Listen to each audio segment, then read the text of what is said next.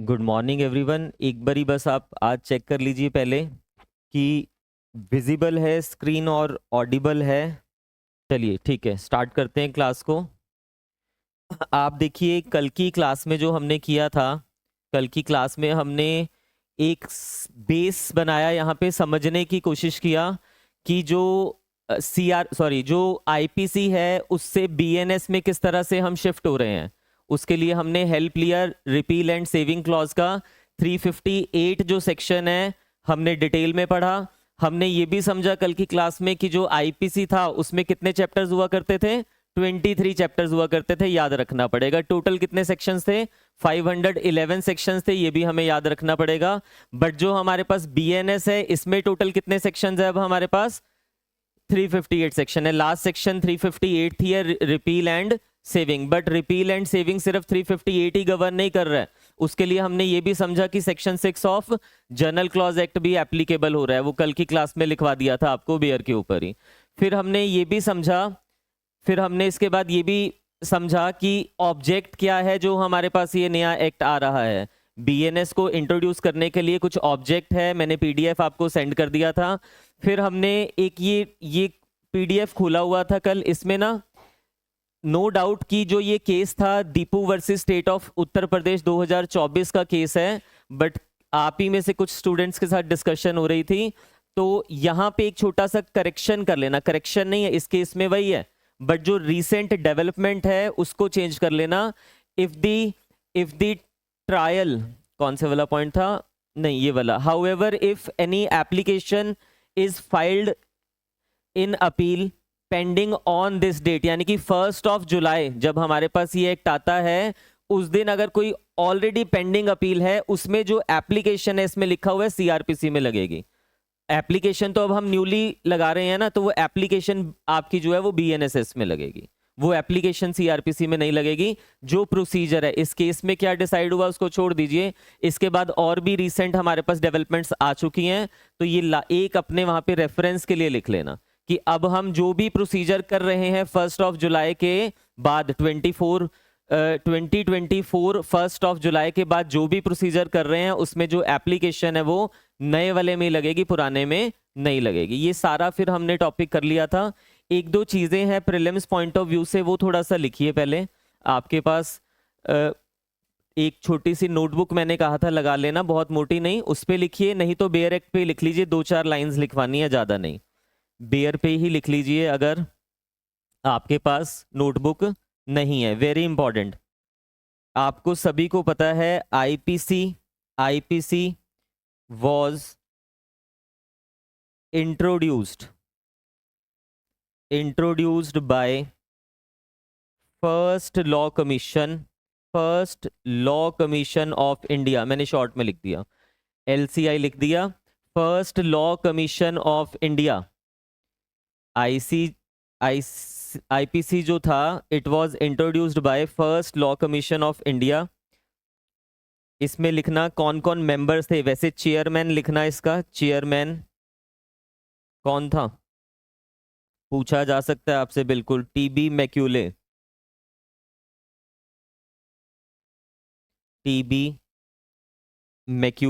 पूरा नाम क्या है, थॉमस बेबिंगटन मैक्यूले।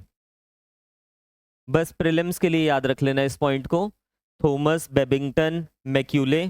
कौन था ये, चेयरमैन था किसका, first law commission of India का। किसी भी सेंस में आपसे ये पूछा जा सकता है, पहले भी पूछे जा चुके हैं ये वाले क्वेश्चंस आपसे। अदर मेंबर्स लिखना, अदर मेंबर्स किसके, लॉ कमीशन ऑफ इंडिया। इसमें लिखना JM मैक्लोड। ये आपसे पंजाब जुडिशरी में पूछा हुआ एक बारी क्वेश्चन अदर मेंबर्स का, आपसे ये पूछा था कि कौन इसमें से मेंबर नहीं है, ठीक है। JM McLeod, JW Anderson and F muriate. ये नाम बस वैसे क्रैमिंग नहीं करनी है, आंखों के नीचे से एक बार ये निकाल लेना कि बाई चांस प्रीलिम्स में आ गया तो हमें पता होना चाहिए। MIRRET। नेक्स्ट लिखना BNS। BNS very important, this is very important.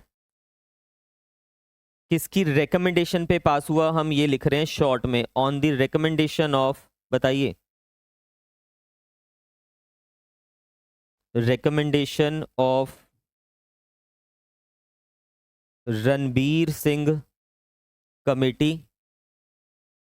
Ranbir Singh committee, इसको हम क्या कह देते हैं, एक्सपर्ट कमेटी। एक्सपर्ट कमेटी एक ही बात है, रणबीर सिंह कमेटी लिखा हो आपके पास ऑप्शन में, एक्सपर्ट कमेटी लिखा हो, या फिर committee for reforms, committee for reforms in criminal laws. Criminal laws, इसमें चेयरमैन कौन थे, चेयरमैन ऑब्वियसली रणबीर सिंह। रणबीर सिंह, ये कमेटी का नाम याद रख लेना, प्रीलिम्स में पूछ लिया जाएगा। ऊपर वाला अब इतना इंपॉर्टेंट रहा नहीं क्योंकि आईपीसी हमारा रिपील हो गया है, बट जो ये नीचे हमने लिख दिया on the recommendation of which committee, ये पूछा जा सकता है। इसमें से कोई भी ऑप्शन हो, सभी ठीक है। चेयरमैन कौन है, रणबीर सिंह, ठीक है। जो एक्टर है रणबीर सिंह, ये वो नहीं है, बट उससे आप इसको याद रख सकते हो कि हाँ, इस मतलब रिलेट करके याद रखा जा सकता है। इसमें फिर फर्दर लिखना, बिल रिवाइव्ड बाय, नहीं reviewed by, reviewed by, bill reviewed by. जब बिल बनाया इन्होंने, पेश किया, उसमें जब रिव्यू हो रहा है उसका, वो किसने किया, parliamentary standing committee. Standing committee, parliamentary standing committee. और इसके चेयरमैन कौन थे, नहीं, ब्रिजलाल। ये सिर्फ प्रीलिम्स क्रैमिंग है, कुछ भी नहीं है। और उसके अलावा सिर्फ और सिर्फ किस पर्पस से है, प्रीलिम्स के पॉइंट ऑफ व्यू से है। याद रख लेना, मेरे अकॉर्डिंगली एक क्वेश्चन यहां से एक्सपेक्टेड है, बन सकता है, क्योंकि नए क्रिमिनल लॉज हैं। आपको पता होना चाहिए किसकी रिकमेंडेशन पे आया, आपको पता होना चाहिए इस बिल को रिव्यू किसने किया था, और उस रिव्यू स्टैंडिंग जो पार्लियामेंट्री जो स्टैंडिंग कमेटी थी उसके चेयरमैन कौन थे, नाम वैसे याद रख लेना। इंटर कंफ्यूज आपस में इसको आप नहीं करोगे, ठीक है। हमने अब स्टार्ट कर रहे हैं हम आगे की क्लास। अभी तक आपको क्लियर हो गया कि आईपीसी से हमने शिफ्ट कर दिया बीएनएस में, हमने पर्पस भी पढ़ लिया। अब हम बीएनएस को ओपन कर रहे हैं, बीएनएस को स्टार्ट कर रहे हैं। और पहले सबसे ये देखते हैं कि बीएनएस एप्लीकेबल कहां कहां पे होगा। बीएनएस को जब स्टार्ट कर रहे हैं, स्टार्ट करने से पहले उसकी एप्लीकेबिलिटी हम पढ़ रहे हैं, जो बीएनएस में इटसेल्फ आपको सेक्शन 1 में दिया हुआ है। बीएनएस में इटसेल्फ आपके पास सेक्शन 1 में है। बीएनएस का बेयर एक्ट निकाल लेना आप, बीएनएस का बेयर एक्ट निकाल लीजिए, आपके पास सेक्शन 1 निकालिए, उसमें से भी सेक्शन 1 निकालिए।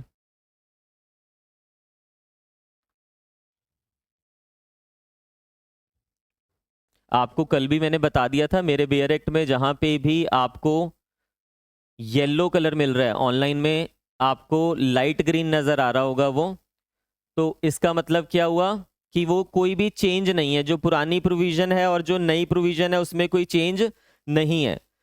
और जहां पे भी आपको कौन सा कलर नजर आ रहा है, ये पिंक कलर नजर आ रहा है, ऑनलाइन में वेरी कर सकता है कलर, तो उसमें अमेंडमेंट हुई है। मतलब जहां पे पहले इंडियन पीनल कोड लिखा होता था, अगर उसने अब उसको भारतीय न्याय संहिता लिख दिया है, तो इट मींस कि वो अमेंडमेंट वाला पोर्शन हो गया, ठीक है। ऐसे छोटे छोटे चेंजेस। और जहां पे ग्रीन आ जाएगा दैट इज वेरी इंपॉर्टेंट, ठीक है, क्योंकि न्यू प्रोविजन होगी। आप देखिए क्या लिखा हुआ है, सेक्शन 1 डील कर रहा है short title commencement and its application. Short title का मतलब है इस एक्ट को हम क्या कह सकते हैं, तो टाइटल क्या है इसका वो आपको पता ही है। This act may be called भारतीय न्याय संहिता, बीएनएस इज भारतीय न्याय संहिता 2023, सभी को पता है। तो ये शॉर्ट टाइटल हो गया। कमेंसमेंट की बात हो रही है, पहले शॉर्ट टाइटल पढ़ा, दूसरा हम कमेंसमेंट पढ़ रहे हैं। Date of commencement is very important. यहां पे क्या लिखा हुआ है आपके पास, it shall come into force on such date as the central government may by notification in the official gazette appoint and different dates may be appointed for different provisions of this Samhita. But central government ने वो date appointment क्या रखी इसकी, कब हो रहा है in force, 1 जुलाई 24. लिख लेना क्योंकि अब ये डेट हमारे पास है, उसी के साथ लिख लेना कब ये हमारे पास इन फोर्स आया. भले ही ये जो एक्ट है कल मैंने आपको उसमें पीडीएफ में भी दिखाया था, प्रेसिडेंट साहब की जो असेंट है वो कब मिल रही है हमें, 25 दिसंबर को मिल रही है 23 में इटसेल्फ. बट ये एक्ट इन फोर्स कब आ रहा है मेरे पास, 1 जुलाई 24 को. दोनों डेट्स याद रख लेना, प्रीलिम्स के लिए इंपॉर्टेंट है. हमने शॉर्ट टाइटल पढ़ लिया, कमेंसमेंट पढ़ लिया, अब हम इसकी एप्लीकेशन पढ़ रहे हैं विच इज वेरी इंपॉर्टेंट. पहले आईपीसी में short title, extent and commencement हमें सेक्शन 1 में दिया होता था, बट जो ये एप्लीकेशन है ये हमें आईपीसी के सेक्शन 2 में दी होती थी. एप्लीकेशन जो है वो सेक्शन 2 में दी होती थी, सेक्शन 3 में दिया होता था, सेक्शन 4 में दिया होता था. इन सभी को यहाँ पे क्लब करके एक ही सेक्शन में बना दिया गया. आप समझिए, पहले हमारे पास 511 सेक्शंस है, अभी कितने रह गए हमारे पास, 358. तो इतने सेक्शंस को हम एक ही सेक्शन में डाल रहे हैं. अब क्या मुझे ये पुराने सेक्शन याद रखने पड़ेंगे, एटलीस्ट इसके नहीं रखने पड़ेंगे, एटलीस्ट ये वाले नहीं रखने पड़ेंगे. जो मेजर सेक्शंस होंगे मैं आपको खुद बता दूंगा कि पुराने वाले कौन से आपको याद रखने, नए वाले इसके याद रखने पड़ेंगे. एक बार ध्यान से देखते हैं कि कहां कहां पे ये एक्ट एप्लीकेबल हो रहा है. पहले देखिए क्या लिखा है, every person shall be liable to punishment under this Sanhita and not otherwise for every act और omission contrary to the provisions thereof. वो कहता है contrary to the provisions of thereof का मतलब क्या हुआ, इस संहिता में जो भी आपको प्रोविजन दिया हुआ है अगर आपका एक्ट और ओमिशन उसके कॉन्ट्रेरी हो रहा है, इट मींस कि आप ऑफेंस कमिट कर रहे हो, तो you will be liable under this Sanhita and not otherwise. यानी कि लाइबिलिटी हमारी कहां बन रही है, बीएनएस में बन रही है, किसी और एक्ट में नहीं बनेगी. ये लिखा हुआ है यहां पे, of which he shall be guilty with in India. With in India का मतलब क्या हुआ, ये इंट्रा टेरिटोरियल जुरिस्डिक्शन की बात कर रहा है. आपने जो ऑफेंस कमिट किया है वो कहां पे किया है, इंडिया में कमिट किया है. यहां पे लिख लेना intra territorial jurisdiction, intra territorial jurisdiction. इसके अकॉर्डिंगली ध्यान से समझना, इसके अकॉर्डिंगली इसने लिख दिया कि every person shall be liable to punishment under this Sanhita. वो सभी पर्सन, एवरी पर्सन का मतलब क्या हुआ है, एवरीवन, भले ही वो सिटीजन ऑफ इंडिया, भले ही वो नॉन सिटीजन क्यों नहीं है, वो लाइबल होगा under this Sanhita and not otherwise मतलब किसी और एक्ट में लाइबल नहीं होगा, सिर्फ इसी संहिता में लाइबल होगा. कब, फॉर एवरी एक्ट और ओमिशन, अगर उसने कोई एक्ट और ओमिशन कर दिया which is contrary to the provisions thereof, यानी कि contrary to the provisions of BNS. अब हमारे मन में क्वेश्चन आएगा कि जब अदरवाइज, सपोज कीजिए कोई इस संहिता में लाइबल है और उसने जो एक्ट किया है वो पॉक्सो में भी फॉल कर रहा है, तो क्वेश्चन आएगा नहीं वहां पे तो हम पॉक्सो के चार्जेस बनाते होते हैं, फिर थोड़ा ना लगाएंगे.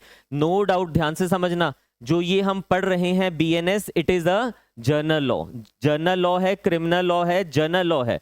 जनरली ये अप्लाई किया जाता है, बट इस रूल की एक एक्सेप्शन है जो कि हमें कहां दिया हुआ है, एक्सेप्शन दिया हुआ है लास्ट में, सिक्स्थ वाला जो क्लॉज है, आप इस तरह से एरो बना लेना अपने बेयर एक्ट में, थर्ड के साथ इस तरह से एरो बना लेना और लिख देना एक्सेप्शन टू अबव.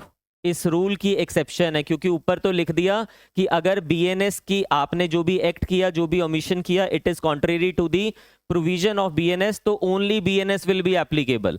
बट ये हमें एक्सेप्शन बता रहा है जो 6 में दिया हुआ है. पहले इसके लिए हमारे पास सेक्शन 5 हुआ करता था. एक्सेप्शन देखिए ध्यान से क्या है, सेक्शन यहाँ पे याद रखने की कोई बहुत बड़ी मैंडेटरी नहीं है. आप फर्स्ट बीएनएस के याद रख लेना, अगर आपको रखने हैं, आईपीसी के रहने देना, इतना इंपॉर्टेंट नहीं है वो. ठीक है, आगे देखिए, हाँ क्रक्स से याद रखना, nothing in this Sanhita shall affect, या कहता है कि बीएनएस में जो भी कुछ दिया हुआ है, ये भी तो बीएनएस में दिया हुआ है जो ऊपर लिखा हुआ है, shall affect the provisions of any act, किसी भी provisions of any act for punishing mutiny. Mutiny क्या होता है, जब ये आर्मी वाले जो होते हैं, मतलब जो सोल्जर्स वगैरह हो गए, अपने सीनियर्स की अथॉरिटी की वायलेशन करते हैं, तो उनके ऊपर म्यूटिनी की प्रोसीडिंग्स चलाई जाती है. यानी कि यहाँ पे लिख देना, disobeying the authority of seniors, orders of seniors, seniors authorities, ऐसे लिखना, disobeying the orders of senior authorities. Army वाले केसेस में ही रहेगा desertion of officer, again desertion हो जाती है आर्मी ऑफिसर्स की, उस पे बीएनएस नहीं लगेगा। फिर soldiers, sellers, airman, soldiers basically army के लिए यूज कर रहा है, फिर सेलर्स जो यूज कर रहा है वो किसके लिए कर रहा है, नेवी के लिए यूज कर रहा है, और ये एयरमैन जो है वो एयर फोर्स के लिए यूज कर रहा है। इनके ऊपर बीएनएस नहीं लगेगा अगर उनका जो भी एक्ट है और जो भी ओमिशन है, ये एक्सेप्शन में आ गया, हमें याद रखना पड़ेगा। अगर इनके ऊपर कोई भी म्यूटिनी प्रोसीडिंग्स चल रही है, डिजर्शन के लिए इनको डिजर्शन कर दिया या जो भी प्रोसीडिंग्स चल रही है, फिर बीएनएस नहीं लगाना है, फिर उसके लिए स्पेसिफिक उनका लॉ लगेगा जो बना रखा है, और प्रोसीडिंग्स भी अलग से चलती हैं। Further very important, in the service of government of India और the provisions of any special और local law, very important, provisions of any special और लोकल लॉ, ये इंपॉर्टेंट है। इस पूरे उसमें से सबसे इंपॉर्टेंट क्या है, प्रोविजंस ऑफ स्पेशल और लोकल लॉ, यानी कि इस संहिता में, nothing in this Sanhita shall affect the provisions of any special law और लोकल लॉ। अगर मेरे पास कोई स्पेशल लॉ है, स्पेशल लॉ क्या होता है, स्पेशल लॉ होता है जो किसी स्पेशल सब्जेक्ट के ऊपर बनाया जाता है, लग थ्रू आउट ही एप्लीकेबल, वो थ्रू आउट इंडिया हो रहा है। जैसे पॉक्सो की बात कर लीजिए, एनडीपीएस की बात कर लीजिए, ये क्या, ये स्पेशल लॉ है, किसी स्पेशल सब्जेक्ट के ऊपर बनाया गया, एप्लीकेबल पूरे इंडिया पे हो रहा है।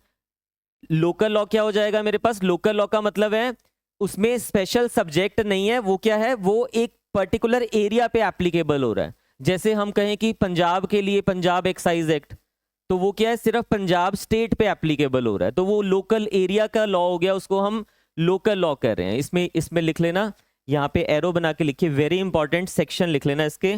230 में आपको दिया हुआ है स्पेशल लॉ, 218 में आपको दिया हुआ है लोकल लॉ। डेफिनेशन जब हम पढ़ेंगे 230 में पढ़ ही लेते हैं एक बार साथ के साथ, वेरी इंपॉर्टेंट, ये पूछा जा सकता है आपसे, सेक्शन नंबर आपसे पूछा जा सकता है, आगे नेक्स्ट निकालना, 218 ही पहले निकाल लो, लोकल लॉ। आपके पास एक चीज याद रखना, जो सेक्शन 2 में इतनी सारी डेफिनेशंस दी है, सारे सेक्शंस मुझे याद नहीं होने वाले हैं। कैसे याद करोगे, पहला तो ये याद रख लेना, अल्फाबेटिकली दिए हुए हैं, तो अगर हम एल की बात करें, लोकल लॉ की बात करें, तो एल पहले आ रहा है और स्पेशल लॉ एस बाद में आएगा अल्फाबेटिकली।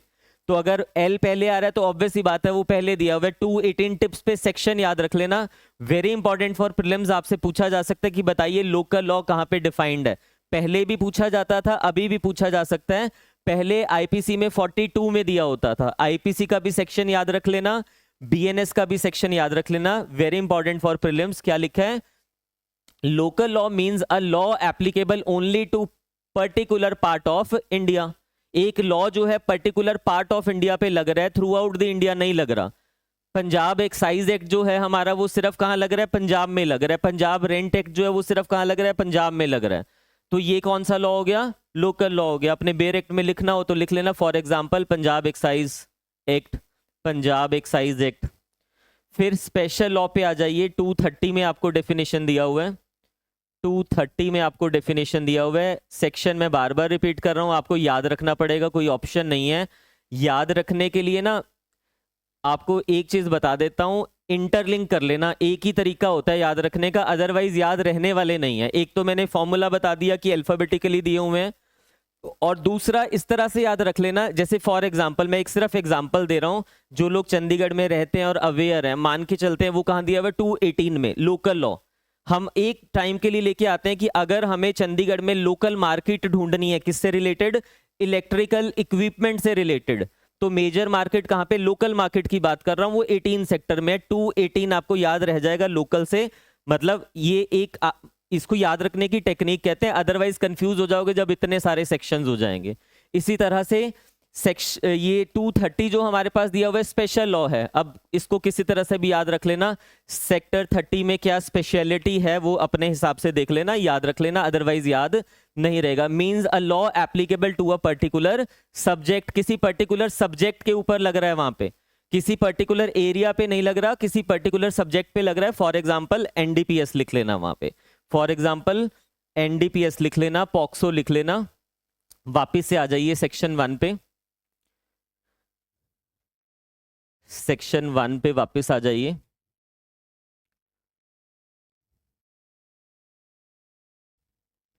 तो ये हमें क्लियर हो गया कि यहां तक हमने पढ़ लिया 3। ये हमें क्या दिया हुआ है, इंट्रा टेरिटोरियल जुरिस्डिक्शन दिया हुआ है। फिर हम 4 पे आ रहे हैं, सब सेक्शन 4 पढ़ रहे हैं हम 1 का। ये हमें किस चीज की बात कर रहा है, साइड पे लिख लेना, एक्स्ट्रा टेरिटोरियल जुरिस्डिक्शन। वो इंट्रा टेरिटोरियल जुरिस्डिक्शन था। Intra means with in the territory of India अगर कोई ऑफेंस कमिट हो रहा है। Extra territorial means beyond the territory of India. अगर इंडिया से बाहर भी हम कोई ऑफेंस कमिट कर रहे हैं और उसका कोई नेक्सस है इंडिया के साथ, तो वो यहां पे पनिश किया जा सकता है। फॉर एग्जांपल देखिए, any person liable by any law for the time being in force in India. India में कोई लॉ है और उसके अकॉर्डिंगली एक ऑफेंस है, मान के चलते हैं, to be tried for an offence committed beyond India. Beyond India मतलब outside India. shall be dealt with according to the provisions of this संहिता। उसको यहीं पे मतलब पनिश किया जाएगा, यहीं पे उसका ट्रायल चलेगा। For any act committed beyond India, for any act committed beyond India, जो उसने बाहर कर भी दिया है उसके लिए यहां पे लाइबिलिटी बनेगी। इन द सेम मैनर हम यहां पे एक प्रिजम्पशन लेके चल रहे हैं, as if such act had been committed in India. अगर उसने वो एक्ट इंडिया में कमिट किया होता तो उसकी क्या लाइबिलिटी होती, वही लाइबिलिटी अभी हम बनाने वाले। फॉर एग्जांपल मिस्टर ए है, मिस्टर ए ने क्या किया, ये हस्बैंड एंड वाइफ है और ये बात हम कर रहे हैं सपोज 1990 की, पुरानी बात कर रहे हैं, अभी एग्जांपल बैक डेट से ले रहे हैं। इसने क्या किया, इसकी वाइफ के साथ ये इनटू एडल्ट्री आ जाता है। मिस्टर एक्स ने, ए ने क्या किया, डब्ल्यू के साथ एडल्ट्री किया। अब ये एडल्ट्री क्या होता है वो क्लियर है। अभी adultery at present is not an offence, BNS से रिपील कर दिया गया है। और वो मैंने कल भी आपको थोड़ा सा बताया था, जोसेफ शाइन की जजमेंट ने पहले उसको अनकॉन्स्टिट्यूशनल कर दिया था। यहां पे आप समझिए, मान के चलते हैं जिस फॉरेन कंट्री में ये लोग रह रहे हैं वहां पे adultery is not an offence, पहले से ही मान के चल रहे हैं adultery is not an offence. 1990 में एडल्ट्री ऑफेंस नहीं है उस फॉरेन कंट्री में, बट इंडिया में तो वो ऑफेंस है ना। तो इसने जो यहां पे एडल्ट्री कमिट किया है इसको ट्राई किया जा सकता है कहां पे, इंडिया में। भले ही वहां पे वो ऑफेंस नहीं था बट इंडिया के अकॉर्डिंगली वो ऑफेंस है। इस पर्सन का इंडिया से कोई नेक्सस हमें क्रिएट करना होगा, ठीक है। वो हो ही रहा है, वो इंडियन सिटीजन है, बाहर रह रहा है, कुछ भी नेक्सस है तो उसको इंडिया में ट्राई किया जा सकता है। बट ध्यान से समझना, ये तो ट्रायल की बात नहीं कर रहा ना, ये तो बीएनएस है। वो तो कह रहा है बीएनएस के सेक्शंस लगाए जा सकते हैं। तो ट्रायल के लिए हमारे पास स्पेसिफिक प्रोविजंस है, इसकी लिख लेना, read with 208 of BNSS oblique 188 of CrPC. Corresponding procedural जो पार्ट है इसका बीएनएसएस में दिया हुआ है, सीआरपीसी में दिया हुआ है। सेक्शन चेंज हो गया, बात एक ही कर रहे हैं वहां पे। वो कहते हैं जब भी मुझे एक्स्ट्रा टेरिटोरियल जो ऑफेंस आपने कमिट किए हैं और उसका इंडिया में ट्रायल चलाना है, तो ये सेक्शन कहते हैं permission of the central government is mandatory. यहां पे लिख लेना, ये क्या कह रहा है, ये provides for permission of central government is mandatory. Bare पे लिख लेना इस चीज को। ये जो सेक्शंस हैं आपको बोल रहे हैं कि अगर किसी ने कोई बाहर ऑफेंस कमिट किया है, भले ही वहां वो ऑफेंस है या नहीं है, इस चीज से भी फर्क नहीं पड़ रहा, बट जब मुझे उसका ट्रायल इंडिया में चलाना है, और मैं चला सकता हूं क्योंकि मेरी एक्स्ट्रा टेरिटोरियल जुरिस्डिक्शन है सेक्शन 1 के अकॉर्डिंगली, और जब मैं उसका ट्रायल इंडिया में चला रहा हूं, बस इतनी सी कंडीशन है, मुझे सेंट्रल गवर्नमेंट की परमिशन लेनी पड़ेगी। और वो प्रोसीजरल वाला जो पार्ट है परमिशन वाला, वो सीआरपीसी में डील कर रहा है 188 सेक्शन में या फिर 208 सेक्शन में। यहां तक क्लियर हो गया। नाउ सब सेक्शन 5 हम पढ़ रहे हैं। सब सेक्शन 5 क्या है, बेसिकली एरो बना के या लिख लेना, it is nothing but extension of sub section 4। Sub section 5, sub section 4 जो है वो जर्नल आपको बता रहा है, वो जर्नल क्लॉज है, वो जनरली आपको बता रहा है एक्स्ट्रा टेरिटोरियल जुरिस्डिक्शन के बारे में। सबसेक्शन 5 कुछ और नहीं बता रहा, it is just an extension of subsection 5। तो पहले ये 3 हुआ करता था और 4 हम कहते थे it is an extension of section 3। तो ये सिर्फ उसकी एक्सटेंशन है, काइंड ऑफ एक्सप्लेनेशन है, उस चीज को फर्दर एक्सप्लेन कर रहा है। क्या लिखा हुआ है, the provisions of this Sanhita shall also apply to any offence committed by citizen of India. अगर कोई सिटीजन ऑफ इंडिया कोई ऑफेंस कमिट कर रहा है एट एनी प्लेस विदाउट और बियॉन्ड इंडिया, यानी कि इंडिया से बाहर अगर सिटीजन ऑफ इंडिया कोई ऑफेंस कमिट कर रहा है तो नेक्सस तो उसका जुड़ गया ना, तो एक्स्ट्रा टेरिटोरियल जुरिस्डिक्शन बन जाएगी, उसको यहां पे ट्रायल चलाया जा सकता है, बीएनएस उसके ऊपर एप्लीकेबल हो जाएगा। तो सिटीजन ऑफ इंडिया ने बाहर ऑफेंस किया, कवर्ड अंडर बीएनएस। फिर any person on any ship और एयरक्राफ्ट रजिस्टर्ड इन इंडिया, आप किसी शिप पे हो, किसी एयरक्राफ्ट पे हो, भले ही सिटीजन ऑफ इंडिया हो या नहीं हो, उससे भी फर्क नहीं पड़ता, बट क्या होने चाहिए, वो शिप या एयरक्राफ्ट रजिस्टर्ड इन इंडिया होना चाहिए। आप सपोज कोई ट्रेवल कर रहा है कनाडा का सिटीजन, किसमें, एयर इंडिया में, और उस एयर इंडिया में फ्लाइट में उसने कोई ऑफेंस कमिट कर दिया, तो उसका ट्रायल यहाँ पे किया जा सकता है, क्योंकि नेक्सस यहाँ पे कनेक्ट हो गया, भले ही वो सिटीजन ऑफ इंडिया नहीं था। अब सिटीजन ऑफ इंडिया अगर कोई क्राइम कमिट कर रहा है किसी ऐसे एयरक्राफ्ट में जो रजिस्टर्ड नहीं भी है, उसको तो अदरवाइज हम ट्रायल कर लेंगे, क्योंकि वो फर्स्ट वाले में कवर हो जाएगा। अगर citizen of India beyond the India कोई ऑफेंस कमिट कर रहा है, उसका तो ट्रायल चलेगा, उस पर तो बीएनएस लगेगा ही लगेगा। और अगर कोई नॉन सिटीजन भी क्यों नहीं है या सिटीजन भी क्यों नहीं है, अगर जहां वो ऑफेंस कमिट कर रहा है शिप में या एयरक्राफ्ट में, वो शिप रजिस्टर्ड इन इंडिया है, तो उसको भी बीएनएस उसके ऊपर भी हम एप्लीकेबल कर देंगे। Last, any person in any place without और beyond India committing offence targeting, very important, targeting computer resource located in India. कोई भी पर्सन इंडिया में है, इंडिया से बाहर क्यों नहीं है, अगर वो इंडिया में कोई कंप्यूटर है जो लोकेटेड है, उसको टारगेट कर रहा है, वो क्या करते हैं, हैकिंग वगैरह जो करते हैं, या फिर किसी भी तरह से आप किसी का बैंक अकाउंट वो कर रहे हो बाहर, भले वो सिटीजन नहीं है इंडिया का, तो अगर आपने इंडिया के किसी भी कंप्यूटर रिसोर्स को टारगेट कर लिया, तो बीएनएस आपके ऊपर एप्लीकेबल हो जाएगा। लास्ट एक्सप्लेनेशन देखिए, in this section the word offence, in this section the word offence includes every act committed outside India which if committed in India would be punishable under this संहिता। वो कहता है offence में हम ये सारे कह रहे हैं कि जो भी एक्ट आपने बाहर किया, अगर वो इंडिया में किया होता तो वो बीएनएस में पनिशेबल होता, तो that will B an offence. हमने ये नहीं देखना कि बाहर की कंट्री में वो ऑफेंस है या नहीं है। जैसे एडल्ट्री का मैंने आपको एग्जांपल दिया, हो सकता है कि बाहर की कंट्री में वो ऑफेंस ना हो, हमें इंडिया के अकॉर्डिंगली देखना है। अगर उस समय जब वो कमिट हुआ है इंडिया में ऑफेंस है, तो फिर उसका ट्रायल यहाँ पे चलेगा। सेक्शन 1 एप्लीकेबिलिटी की बात कर रहे हैं, वेरी इंपॉर्टेंट। सबसे इंपॉर्टेंट क्या था इसमें, सबसे इंपॉर्टेंट था सेक्शन 2 सबसेक्शन 18 क्या दिया हुआ है हमें, लोकल लॉ दिया हुआ है। 230 में क्या दिया हुआ है हमें, स्पेशल लॉ दिया हुआ है। दोनों टिप्स पे याद रख लेना, प्रीलिम्स में पूछे जा सकते हैं। इलस्ट्रेशन देख लो एक, A who is citizen of India, A who is citizen of India commits murder in any place without and beyond India, he can be tried and convicted of murder in any place in India which he may be found। इसमें important ये है, as it is illustration आपको आ जाएगी, उसका trial कहां पे चलाया जा सकता है, उसका ट्रायल वहां चलाया जा सकता है जहां पे भी वो मिलेगा। सपोज वो सिटीजन ऑफ इंडिया कनाडा में एक क्राइम कमिट करके चंडीगढ़ का रहने वाला था, बट वो लैंड करता है मुंबई में, तो मुंबई पुलिस ने अगर उसको पकड़ लिया तो वहीं पे ट्रायल चलाया जा सकता है। ठीक है, तो ये लिखा हुआ है, A who is citizen of India commits a murder in any place without and beyond India, he can be tried and convicted for murder in any place in India, very important, in any place in India in which he may be found। जहां पे भी वो मिलेगा वहां पे उसका trial चलाया जा सकता है। ये प्रीलिम्स में आपसे पूछा जा चुका है कि ट्रायल कहां चलाया जा सकता है। ठीक है, नेक्स्ट आ जाइए। ये सबसेक्शन 1 हमने पूरी तरह से कंप्लीट कर लिया। अब हम स्टार्ट कर रहे हैं फिर बीएनएस। आपको एप्लीकेबिलिटी पता लग गया, आपको अब ये नहीं सोचना है कि मेरा सिर्फ बीएनएस इंडियन टेरिटरी तक ही लिमिटेड है, बियॉन्ड द इंडिया भी एप्लीकेबल होगा। दोनों तरह की जुरिस्डिक्शन है, एप्लीकेबिलिटी है, इंट्रा टेरिटोरियल, एक्स्ट्रा टेरिटोरियल। ठीक है, वो याद रख लेना। कंप्यूटर रिसोर्स वाला बहुत बारी आपसे पूछा जाता है। अब हम इसको स्टार्ट कर रहे हैं। आपको एक चीज क्लियर कल ही मैंने कर दिया था कि जो ये बीएनएस है, आईपीसी है, इसमें जो भी चीजें आपको basically it is a substantive law, और जो सब्सटेंटिव लॉ होता है वो क्या कर रहा है, वो आपके राइट्स एंड ऑब्लिगेशंस के बारे में बता रहा है, लाइबिलिटीज के बारे में बता रहा है, राइट्स के बारे में बता रहा है।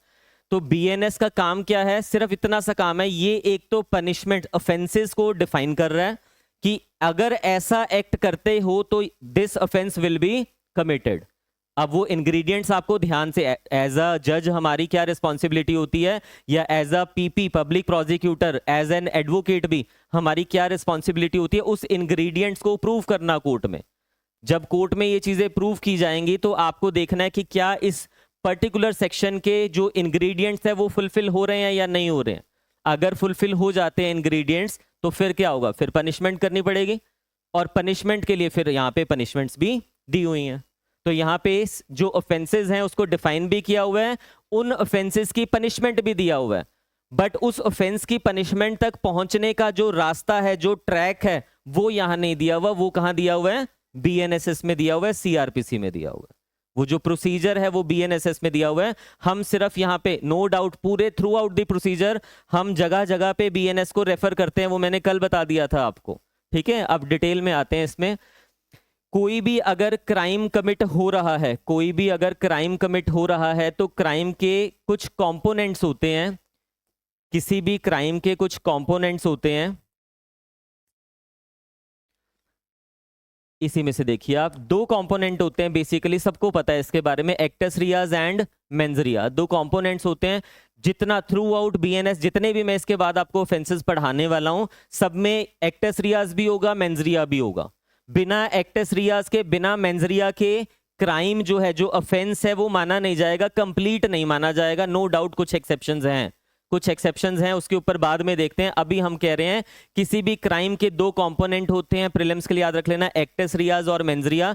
एक्टस का मतलब होता है एक्ट्स, हम जो हमारे जो फिजिकल फैकल्टीज हम जो कर रहे हैं वो हमारा एक्ट है। मैं आपको यहाँ पढ़ा रहा हूं, ये मेरा एक्ट है, आप बैठे हो, ये आपका एक्ट है। रियाज का मतलब क्या होता है? Prohibited by law. अब मैं जो एक्ट कर रहा हूं यहाँ पे, अब जो मैं एक्ट कर रहा हूं पढ़ाना, it is not prohibited by law, तो ये एक्टस रियाज में कवर नहीं होगा। मैंने अगर कोई ऐसा एक्ट कर दिया which is prohibited by law, prohibited by law किसकी बात हो रही है यहाँ पे? अभी फिलहाल हम बीएनएस की बात कर रहे हैं, हालांकि ये तो जर्नल है, किसी भी ऑफेंस के इंग्रेडिएंट होते हैं, बट बीएनएस में जो कुछ भी प्रोहिबिटेड है, प्रोहिबिटेड क्या है? जिसको ऑफेंस बनाया हुआ है कि ये चीज आप नहीं करोगे, मर्डर नहीं करोगे, थेफ्ट नहीं करोगे, एक्सटॉर्शन नहीं करोगे, अगर हमने वैसा कुछ कर दिया तो एक्टस रियाज वहां पे हो गया। क्लियर हो गया?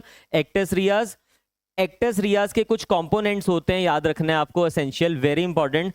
एक्टस रियाज कंप्लीट होने के लिए, जब मुझे चेक करना है किसी भी ऑफेंस में कि क्या एक्टस रियाज हो रहा है यहाँ पे कंप्लीट या नहीं हो रहा है, मतलब कहने का है कि क्राइम कब होगा, माना जाएगा crime is equal to actus reus plus mens रिया।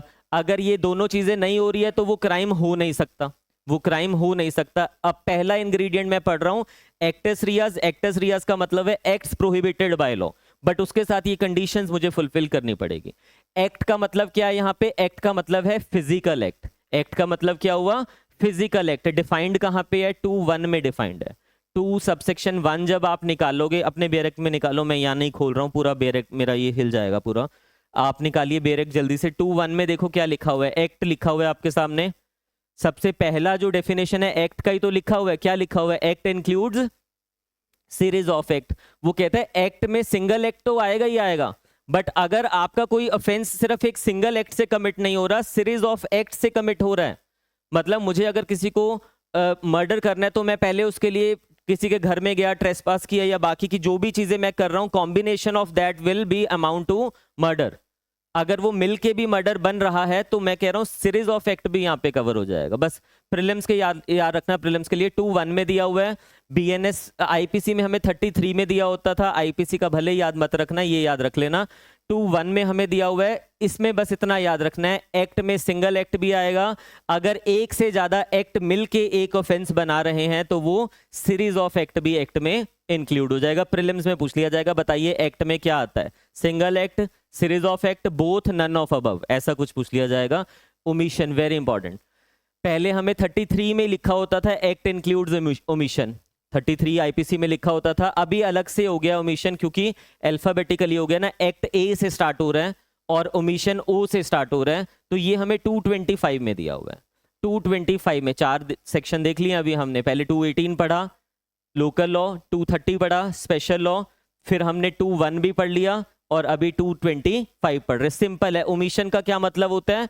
आप किसी चीज को करने के लिए लीगली बाउंड थे, बट अब आप उस चीज को नहीं कर रहे हो, ओमिट टू डू। एक पुलिस वाला एफआईआर लिखने के लिए मैंडेटरी है, बाउंड है, बट वो एफआईआर लॉज नहीं करता, तो वो क्या कर रहा है? वो ओमिशन कर रहा है उस चीज को, मतलब किसी चीज को ना करना। एक्ट का बिल्कुल ऑपोजिट हो गया, एक्ट मतलब करना, ओमिशन मतलब ना करना। Again omission also include single omission and series of omission. अगर कोई ऑफेंस बनता है सीरीज ऑफ ओमिशन को क्लब करके तो it is also an omission, यानी कि वो भी इसमें कवर हो रहा है। तो एक्टस रियाज में जो एक्ट है उसमें फिजिकल एक्ट भी आ गए, ओमिशन भी आ गए। नेक्स्ट देखिए, very important, very important, actus reus has to be voluntarily, actus reus has to be voluntarily. 232 निकाल लीजिए, 2 गलत लिखा हुआ है ना, 233 है बिल्कुल, 233 निकालिए अपने बेयर एक्ट में। ये गलत है, वहाँ पे चेंज कर लेना। 233 डेफिनेशन जो आप पढ़ रहे हो, 230 हमने अभी पढ़ा था, स्पेशल लॉ दिया हुआ है, उसके बाद आप निकालिए 233, वेरी इंपॉर्टेंट। ये प्रीलिम्स में पूछ लिया जाएगा, ये प्रीलिम्स में पूछ लिया जाएगा। अगर चॉइस है आपके पास कि मुझे लिमिटेड सबसेक्शंस ही याद रखने हैं, 21 को छोड़ सकते हो, 225 को छोड़ सकते हैं। एक्ट ओमिशन का सबसेक्शन याद रखने की जरूरत नहीं है, मर्जी आपकी, रखना हुआ तो रख लेना, नहीं तो छोड़ देना। बट इसके अलावा 218 नहीं स्किप करोगे, 230 नहीं स्किप करोगे, ये बिल्कुल भी स्किप नहीं करोगे। वॉलेंटरली आपको दिया हुआ है, वॉलेंटरली आपको डिफाइन किया हुआ है। हमने क्या लिखा वहां पे, एक्टस रियाज जब हम पढ़ रहे हैं, actus reus must be voluntarily. तो ये वॉलेंटरली को डिफाइन कर रहा है कि कोई भी एक्ट वॉलेंटरली क्या होता है, इन जनरल सेंस समझें। जब मैं अपनी मर्जी से कोई चीज कर रहा हूं तो वॉलेंटरली, जब मैं अपनी मर्जी से कोई भी चीज कर रहा हूं वॉलेंटरली कर रहा हूं ना। आप यहाँ पे बैठे हो, क्लास लगा रहे हो, वॉलेंटरली लगा रहे हो, अपनी मर्जी से लगा रहे हो, आपको जबरदस्ती थोड़ा ना बिठाया गया। अब वही चीज है, बट यहाँ पे लीगल टर्म्स में क्या होगा ध्यान से समझ लेना, प्रीलिम्स में पूछ लिया जाएगा। Section number 233, a person is said to cause an effect, a person is said to cause an effect voluntarily, वो माना जाएगा कि इसने ये voluntarily किया है। कब? when he causes it by means whereby he intended to cause it। First क्या हो गया हमारे पास, whereby he intended to cause it, मतलब जब मेरी इंटेंशन है उस एक्ट को करने के लिए, तो मैंने वो एक्ट क्या किया है, वॉलंटरली किया है। मैं सच में किसी का मर्डर करना चाहता हूं और मैंने कर दिया, तो मैंने वो एक्ट कैसे किया है, इंटेंशनली किया है ना, तो वो मैंने एक्ट वॉलंटरली किया है। मतलब जो वॉलंटरली है उसमें मैं कह रहा हूं जब मैं इंटेंशनली किसी चीज को कर रहा हूं, इट मींस कि मैंने अपनी मर्जी से किया, वॉलंटरली किया है। सेकंड, बाय मींस और by means which at the time of employing those means he new. He new का मतलब क्या हुआ, वो कहता है नॉलेज के साथ किया है। मैंने इंटेंशनली वो नहीं किया, बट मुझे नॉलेज थी। अब इसमें डिफरेंस क्या, उसके ऊपर भी आता हूं। अभी आप सिंपल समझिए कि वॉलंटरली का मतलब है जब भी मैं कोई चीज इंटेंशनली कर रहा हूं, जब भी मैं कोई चीज इंटेंशनली नहीं भी कर रहा, बट मुझे नॉलेज है जो चीज मैं कर रहा हूं उसके ये कॉन्सिक्वेंसेज हो सकते हैं। प्लस तीसरा क्या दिया हुआ है, he had reason to believe to be likely to cause it. Last क्या आ गया, रीजन टू बिलीव। जब ये तीनों तरह से हम कोई भी एक्ट कर रहे हैं, यानी कि जब मैंने कोई एक्ट इंटेंशनली किया, जब मैंने कोई एक्ट नॉलेज के साथ किया, जब मैंने कोई एक्ट रीजन टू बिलीव, मेरे पास रीजन टू बिलीव है फिर भी मैंने वो एक्ट किया, तो माना जाएगा कि I have done this act voluntarily. I have done this act voluntarily. Example समझिए, पहले मीनिंग समझिए, इंटेंशन क्या होता है।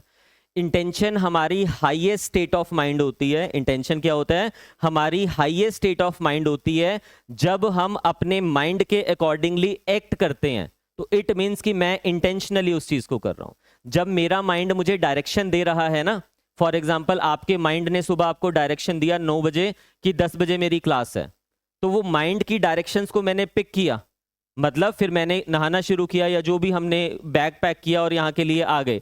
तो ये जो भी एक्ट आपने किए हैं वो सब इंटेंशनली किए हैं। आपके माइंड ने आपको डायरेक्शंस दिया, और उस डायरेक्शंस को जब जो माइंड ने आपको डायरेक्शंस दिया, जब उस डायरेक्शंस को आप फॉलो कर रहे हो, इट मींस कि आपने वो चीज कैसे की है, इंटेंशनली की है। और अगर इंटेंशनली की है तो फिर आपने वॉलंटरली की है। नॉलेज, नॉलेज और इंटेंशन में क्या डिफरेंस होता है ध्यान से समझना। Knowledge is basically awareness. अगर मुझे फॉर एग्जाम्पल मैंने इंटेंशनली वो चीज नहीं किया, बट मुझे अवेयरनेस है कि ऐसा हो सकता है। एग्जाम्पल सपोज कीजिए मैं गाड़ी चला रहा हूं और हाईवे पे चला रहा हूं, नई गाड़ी ली है, बड़ी गाड़ी है बढ़िया सी, और 100 की स्पीड पे चला हुआ हूं, और मुझे देखा कि एक पर्सन आगे से क्रॉस कर रहा है, और मुझे माइंड में आया कि मैंने 50 लाख रुपया लगा के इतनी बड़ी गाड़ी ली है और इसकी ये मजाल कि मेरी गाड़ी के आगे आ रहा है। मैं स्पीड कम करने की बजाय स्पीड बढ़ा देता हूं और उसके ऊपर चढ़ा दिया। अब आप समझिए, सबसे पहले जो मेरे माइंड था उसने बोला कि इसके ऊपर गाड़ी चढ़ा दो, तो मैंने अपने माइंड को सुन के उस पर काम करना शुरू कर दिया, यानी कि जो मैंने उसके ऊपर गाड़ी चढ़ा दिया, ये एक्ट मैंने इंटेंशनली किया है। बट नॉलेज क्या होता है, सेकेंड सिचुएशन, मैं नई गाड़ी ली हुई है, तेज भी चला रहा हूं, बट कहाँ चला रहा हूं, इस बारी मैं हाईवे पे नहीं चला रहा हूं, एक ऐसी जगह पे चला रहा हूं जहां पे क्राउड है। सपोज स्कूल के आगे से चला रहा हूं, वहां पे स्पीड लिमिट लिखा हुआ है 30 की, और मैं चला रहा हूं 70, 80 या फिर 100 पे। मैं मारना नहीं चाहता किसी को, अगर कोई बच्चा आगे से आ भी जाता है या कोई भी क्रॉस है, मुझे पता है मैं ब्रेक भी लगाऊंगा और मैं मारना भी नहीं चाह रहा हूं, बट होता क्या है एक्चुअल में, कोई आगे से आ जाता है, बच्चा स्कूल से रोड क्रॉस कर रहा है, बट मैं ब्रेक भी अप्लाई करता हूं, बट फिर भी गाड़ी उसके ऊपर चढ़ जाती है। अब इस वाली सिचुएशन में ध्यान से समझना, यहाँ पे इंटेंशन तो नहीं थी मेरी मारने की उसको, ना ही मैंने माइंड को उस डायरेक्शन में चलाया कि मैं उसको मारना चाह रहा हूं।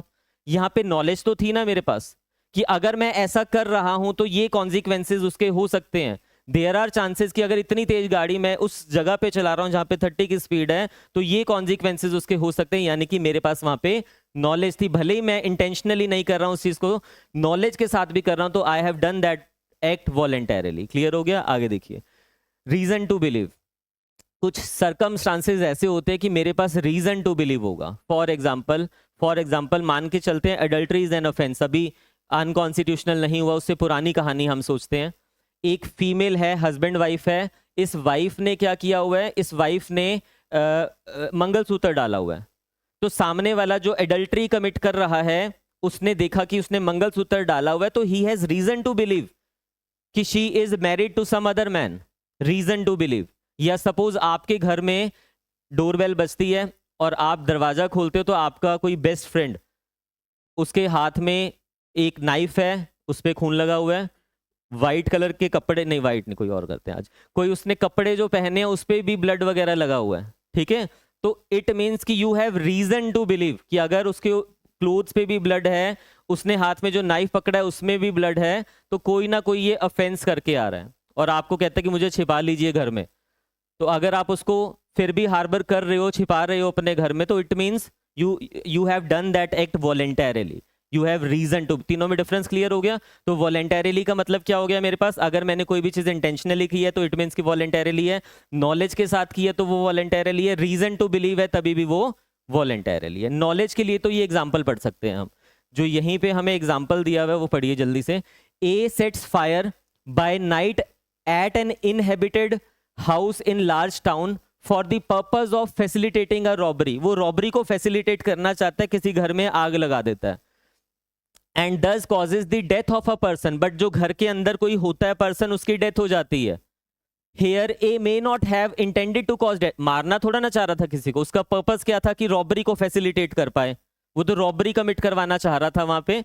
बट क्योंकि उसने घर में आग लगा दी और वहां पे किसी की डेथ हो गई, भले ही वो उसको नहीं मारना चाह रहा था, and may even be sorry for the death has been caused by his act, वो सॉरी भी फील कर रहा है कि ये तो गलती से हो गया भाई, ये तो मैं करना ही नहीं चाहता था, इंटेंशन तो बिल्कुल भी नहीं थी, इंटेंशन सिर्फ रॉबरी कमिट करने की थी। But yet if he knew that he was likely to cause death, he has caused the death voluntarily. उसको नॉलेज तो थी ना कि अगर कोई घर में हुआ तो वो जल सकता है, तो अगर उसको ये नॉलेज थी कि घर में कोई है और उसने ये सोच लिया कि वो भाग जाएंगे अगर मैं आग लगा रहा हूं, बट अदर सर्कमस्टांस अगर आप देखो कि अगर वो ना भाग पाए तो वो जल भी तो सकते हैं उसमें, तो उसको नॉलेज थी, और नॉलेज अगर इस चीज की उसको थी तो he has caused the death voluntarily. अब वॉलेंटरली आपको समझ आ रहा है? वॉलेंटरली जो है वो बहुत वाइड टर्म है, कहाँ डिफाइन है मेरे पास 233 में टिप्स पे। आप समझना मैं इतना टाइम क्यों लगा रहा हूं इस पे, ये पूछ लिया जाएगा आपसे। अब ये जो रीजन टू बिलीव आपको दिया हुआ है, इसका सेक्शन याद रख लेना, 29 में हमें दिया हुआ है, 229। अगर मैं 29 कह रहा हूं तो डेफिनेशंस में ही 229 में दिया हुआ है, याद रखना पड़ेगा आपको सब सेक्शन भी इसका। मीनिंग आपको क्लियर हो गया एग्जांपल के साथ? रीजन टू बिलीव देखिए, a person is said to have reason to believe a thing if he has sufficient cause to believe that thing but not otherwise. If he has sufficient cause to believe that thing, पहले वाले example में उसने मंगलसूत्र डाला था तो you have sufficient cause की she is married to some other person. दूसरे वाले एग्जांपल में जो फ्रेंड था उसके हाथ में नाइफ था, ब्लड स्ट्रेन्स लगे हुए थे, तो उस सिचुएशन में क्या हुआ, you have sufficient cause to believe that thing and not otherwise. अब ये थोड़ा ना सोचोगे कि ब्लड स्ट्रेन लगे हुए हैं तो वो बेचारा घूम फिर के आ रहा है कहीं से, कुछ ना कुछ तो गलत करके ही आ रहा है ना, तो वो रीजन टू बिलीव में कवर हो जाएगा। क्लियर हो गया? चलिए वापिस से आइए, हम ये पढ़ रहे थे एक्टस रियाज। एक्टस रियाज हमने पढ़ा, फिजिकल एक्ट, ओमिशन। मैं ये इतनी डिटेल में इसलिए पढ़ा रहा हूँ क्योंकि जब मैं फिर सेक्शंस में जाऊंगा ना, मैं वहाँ नहीं समझाऊंगा कि देखो इंटेंशनली है वॉलेंटरली है, वहाँ हम फिर फास्ट चलेंगे सारी चीज़ें, ठीक है। Actus reus has to be voluntarily, ये क्लियर हो गया, नोट्स में 33 कर लेना बस इसको। ये 3 चीज़ें हो गई, वॉलेंटरली का मीनिंग आपको क्लियर हो गया। आगे आइए, वेरी इंपॉर्टेंट, फोर्थ जो एक्टस रियाज का असेंशियल है, आस्पेक्ट है, connection between actus reus and consequences must be direct. Actus reus का और जो कॉन्सिक्वेंसेज है उनका एक डायरेक्ट कनेक्शन होना चाहिए। मैंने किसी के सर पे लाठी मार दिया और वो हॉस्पिटलाइज होता है, घर में आ भी जाता है बाद में, और 1 महीने के बाद उसको हार्ट अटैक आ जाता है। अब उसकी जो डेथ हो रही है वहां पे किस वजह से हो रही है? मेरे मारने के कारण से नहीं हुई है, मैंने जो उसको मारा था उसके लिए मेरी अदर पनिशमेंट हो जाएगी, हर्ट, ग्रीवियस हर्ट या जो भी ऑफेंस बन रहा है। बट जब उसकी डेथ हो रही है आफ्टर 1 मंथ, वो तो हार्ट अटैक की वजह से हो रही है ना। तो जो मेरा एक्टस रियाज था और जो रिजल्ट आ रहा है, लास्ट रिजल्ट क्या आया, डेथ, इनका कोई डायरेक्ट लिंक थोड़ा ना। डायरेक्ट लिंक नहीं है तो फिर वो एसेंशियल इंग्रेडिएंट फुलफिल नहीं हो रहा, यानी कि it will be situation of absence of actus reus. तो यहां लिखा है actus connection between actus reus and consequences must be direct, that is consequence must be direct, proximate या फिर immediate result of his act. मेरे act के कारण से ही वो चीज हुई है, बट अगर मेरे एक्ट के कारण से वो चीज नहीं हुई है फिर यहां पे वो कवर नहीं होगा, एक्टस रियाज में वो कवर नहीं होगा। क्लियर हो गया? एक्टस रियाज सेकंड इंग्रेडिएंट पे आ रहा है। इसकी कुछ एक्सेप्शंस भी हैं। इसमें क्या है, एक्सेप्शन में कई बार क्या होता है, ये डिटेल में पढ़ने वाले सेक्शन है, मैं सिर्फ आपको समझा रहा हूं। जॉइंट लाइबिलिटी की बात हो रही है, कंस्ट्रक्टिव लाइबिलिटी की बात हो रही है। जब मैंने कोई एक्ट किया ही नहीं है बट किसी और ने किया है, उसके एक्ट के कारण से फिर भी मैं लाइबल हो रहा हूं, उसके एक्ट के। अब हम क्या कह रहे हैं, मेरा जो एक्ट है, जो कॉन्सिक्वेंसेज है, मेरे एक्ट का रिजल्ट होना चाहिए, डायरेक्ट कॉन्सिक्वेंस होना चाहिए। यहां पे क्या हो रहा है, मेरा एक्ट ही नहीं है कुछ, उसमें किया किसी और ने है, बट साथ में किसी और की भी लाइबिलिटी बन रही है, जॉइंट लाइबिलिटी, कंस्ट्रक्टिव लाइबिलिटी। तो ये हम पढ़ेंगे 34 में दिया होता था, 149 में दिया होता था, 35, 190 और 114, 54 के साथ पढ़ेंगे बाद में। 54 क्या है बेसिकली बीएनएस का, वेरी इंपॉर्टेंट सेक्शन, इसलिए बता रहा हूं आपको, ये प्रीलिम्स में नंबर ऑफ टाइम पूछा जा सकता है। अबेटमेंट से डील कर रहा है बेसिकली, ये अबेटमेंट से डील कर रहा है। व्हेन अबेटर इज प्रेजेंट, जब अबेटर जो होता है वो क्या होता है, प्रेजेंट होता है। 2 लोग होते हैं, एक होता है अबेटर, अबेटमेंट समझते हो ना, किसी को उकसाना किसी चीज को करने के लिए। अबेटमेंट 3 तरह से होती है, आपने सबने पढ़ा होगा, कैसे कैसे, इंस्टिगेशन से, कॉन्स्पिरेसी से, एड से, इंटेंशनल एड से। तो मैंने अगर किसी की अबेटमेंट किया, मैं हो जाऊंगा अबेटर, मैं आपकी अबेटमेंट कर रहा हूं, आप कौन हो जाओगे, अबेटेड पर्सन। मैं अबेटर, आप अबेटेड पर्सन।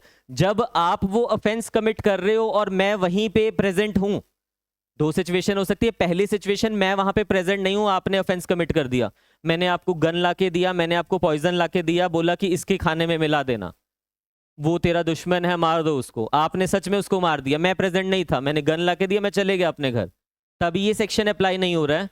बट दूसरी सिचुएशन, आपकी किसी से झगड़ा हो रहा है, मैंने आपको गन हाथ में पकड़ाई and I am present there, मैं वहां खड़ा हुआ हूं, आपको गन भी दे रहा हूं, एड भी कर दिया, हेल्प भी कर दिया आपको, और आपने उसको मार दिया उस गन से, तो मैं वहां प्रेजेंट हूं। तो ध्यान से समझना, मैंने यहां पे अबेटमेंट तो किया है, but it shall be deemed, it shall be presumed that I have committed that offence. यहां पे एक प्रिजम्पशन आ जाती है, व्हेन अबेटर इज प्रेजेंट, जब ऑफेंस कमिट हो रहा है, अबेटेड पर्सन ने ऑफेंस कमिट किया है, तो मैं अबेटर नहीं रह जाऊंगा, क्योंकि मैं प्रेजेंट हूं वहां पे। मेरी प्रेजेंस उस ऑफेंस को क्या बना रही है, it shall be deemed, it shall be presumed that I have committed that offence. भले ही आपने उसको मारा है, आपने उसको मारा तो मर्डर तो आपने किया ना, मैंने तो सिर्फ अबेटमेंट की थी अभी तक, बट इस वाली सिचुएशन में because I am present there, तो इट शेल बी प्रिज्यूम्ड की that I have committed murder. ये टिप्स पे याद रख लेना। लाइबिलिटी भी चेंज हो गई है, इसकी इलस्ट्रेशन भी आपको मिल जाएगी। इलस्ट्रेशन जब हम सेक्शन 101 पढ़ेंगे मर्डर वगैरह, उसमें मिल जाएगी इसकी इलस्ट्रेशन, लेटर ऑन पढ़ेंगे। अभी के लिए इसको याद रख लो कि ये 3 सेक्शन की बात हो रही है यहाँ पे। इन फर्दरेंस ऑफ कॉमन इंटेंशन है ये 3435 में, ये कॉमन ऑब्जेक्ट की बात कर रहा है 149 वाला, लेटर ऑन डिटेल में जाएंगे। और ये abettor, when abettor is present, when offence is committed, abettor is present. Section number याद रख लेना और पनिशमेंट याद रख लेना। अब वो अबेटमेंट नहीं रहा, अब वो ऑफेंस बन गया जो उसने नहीं भी किया, प्रीलिम्स में पूछा जाता है। ठीक है, चलिए आगे आइए। सेकंड शेड, सेकंड शेड मतलब हमने ऊपर लिखा कि क्राइम कब कमिट माना जाएगा। किसी भी क्राइम के होने के लिए 2 कंपोनेंट होते हैं, एक्टस रियाज प्लस मेंस रिया, एक्टस रियाज प्लस मेंस रिया। पहले वाला हमने पूरी तरह से पढ़ लिया, मान लेते हैं कि ऊपर की सारी कंडीशन फुलफिल हो रही है और मुझे वो समझ भी आ गई है। एक्टस रियाज और मेंस रिया, ऊपर की सारी कंडीशन फुलफिल हो रही है। मेंस रिया पे अब आते हैं कि सेकंड क्या है। देखिए मेंस रिया का मतलब क्या होता है, गिल्टी माइंड। एक्टस रियाज क्या था, एक्टस रियाज था कि मैं एक्ट कर रहा हूं, फिजिकल एक्ट या फिर ओमिशन। यहां पे क्या है, यहां पे माइंड से रिलेटेड है, गिल्टी माइंड। क्या मैं ये एक्ट करना चाहता था, क्या मेरा माइंड जो है वो गिल्टी माइंड है या नहीं है? तो उसके लिए याद रखना है, एक मैगजिम है हमारे पास, एक्टस नॉन फेसिट्रिया निस मेंसिट्रिया, यानी कि अकेला एक्ट विदाउट मेंजरिया ऑफेंस नहीं बनेगा। अकेला क्या मतलब हुआ, an act is not necessarily a guilty act, कोई एक्ट गिल्टी एक्ट नहीं होगा unless the accused has necessary state of mind required for that offence. अगर आपके पास वो गिल्टी माइंड ही नहीं है तो फिर वो अकेला एक्टस रियाज भी कुछ नहीं करने वाला।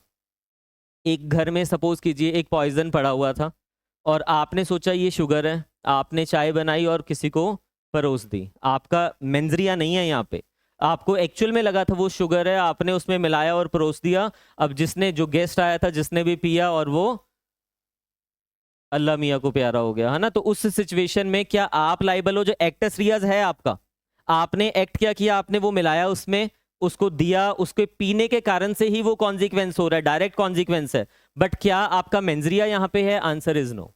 मेंजरिया वो प्रूफ की बातें हैं कि कोर्ट में कैसे प्रूफ करोगे, बात की बात है, बट मेंजरिया जब नहीं होगा तो गिल्टी माइंड नहीं माना जाएगा। और विदाउट मेंजरिया तो क्राइम बनेगा नहीं ना, दोनों चीजें जरूरी है। एक्सेप्शंस हैं इस रूल की भी जहां पे स्ट्रिक्ट लाइबिलिटी होती है, बट वो लेटर ऑन देखते हैं। आगे आइए, शेड्स ऑफ मेंजरिया, ये बहुत इंपॉर्टेंट है, ये सारे डिटेल में हमें पढ़ने पड़ेंगे। मैं एक बारी बस इसकी बैटरी चेंज कर रहा हूँ क्योंकि ऐसा ना हो कि ऑनलाइन वाले बच्चों को सुनना बंद हो जाए।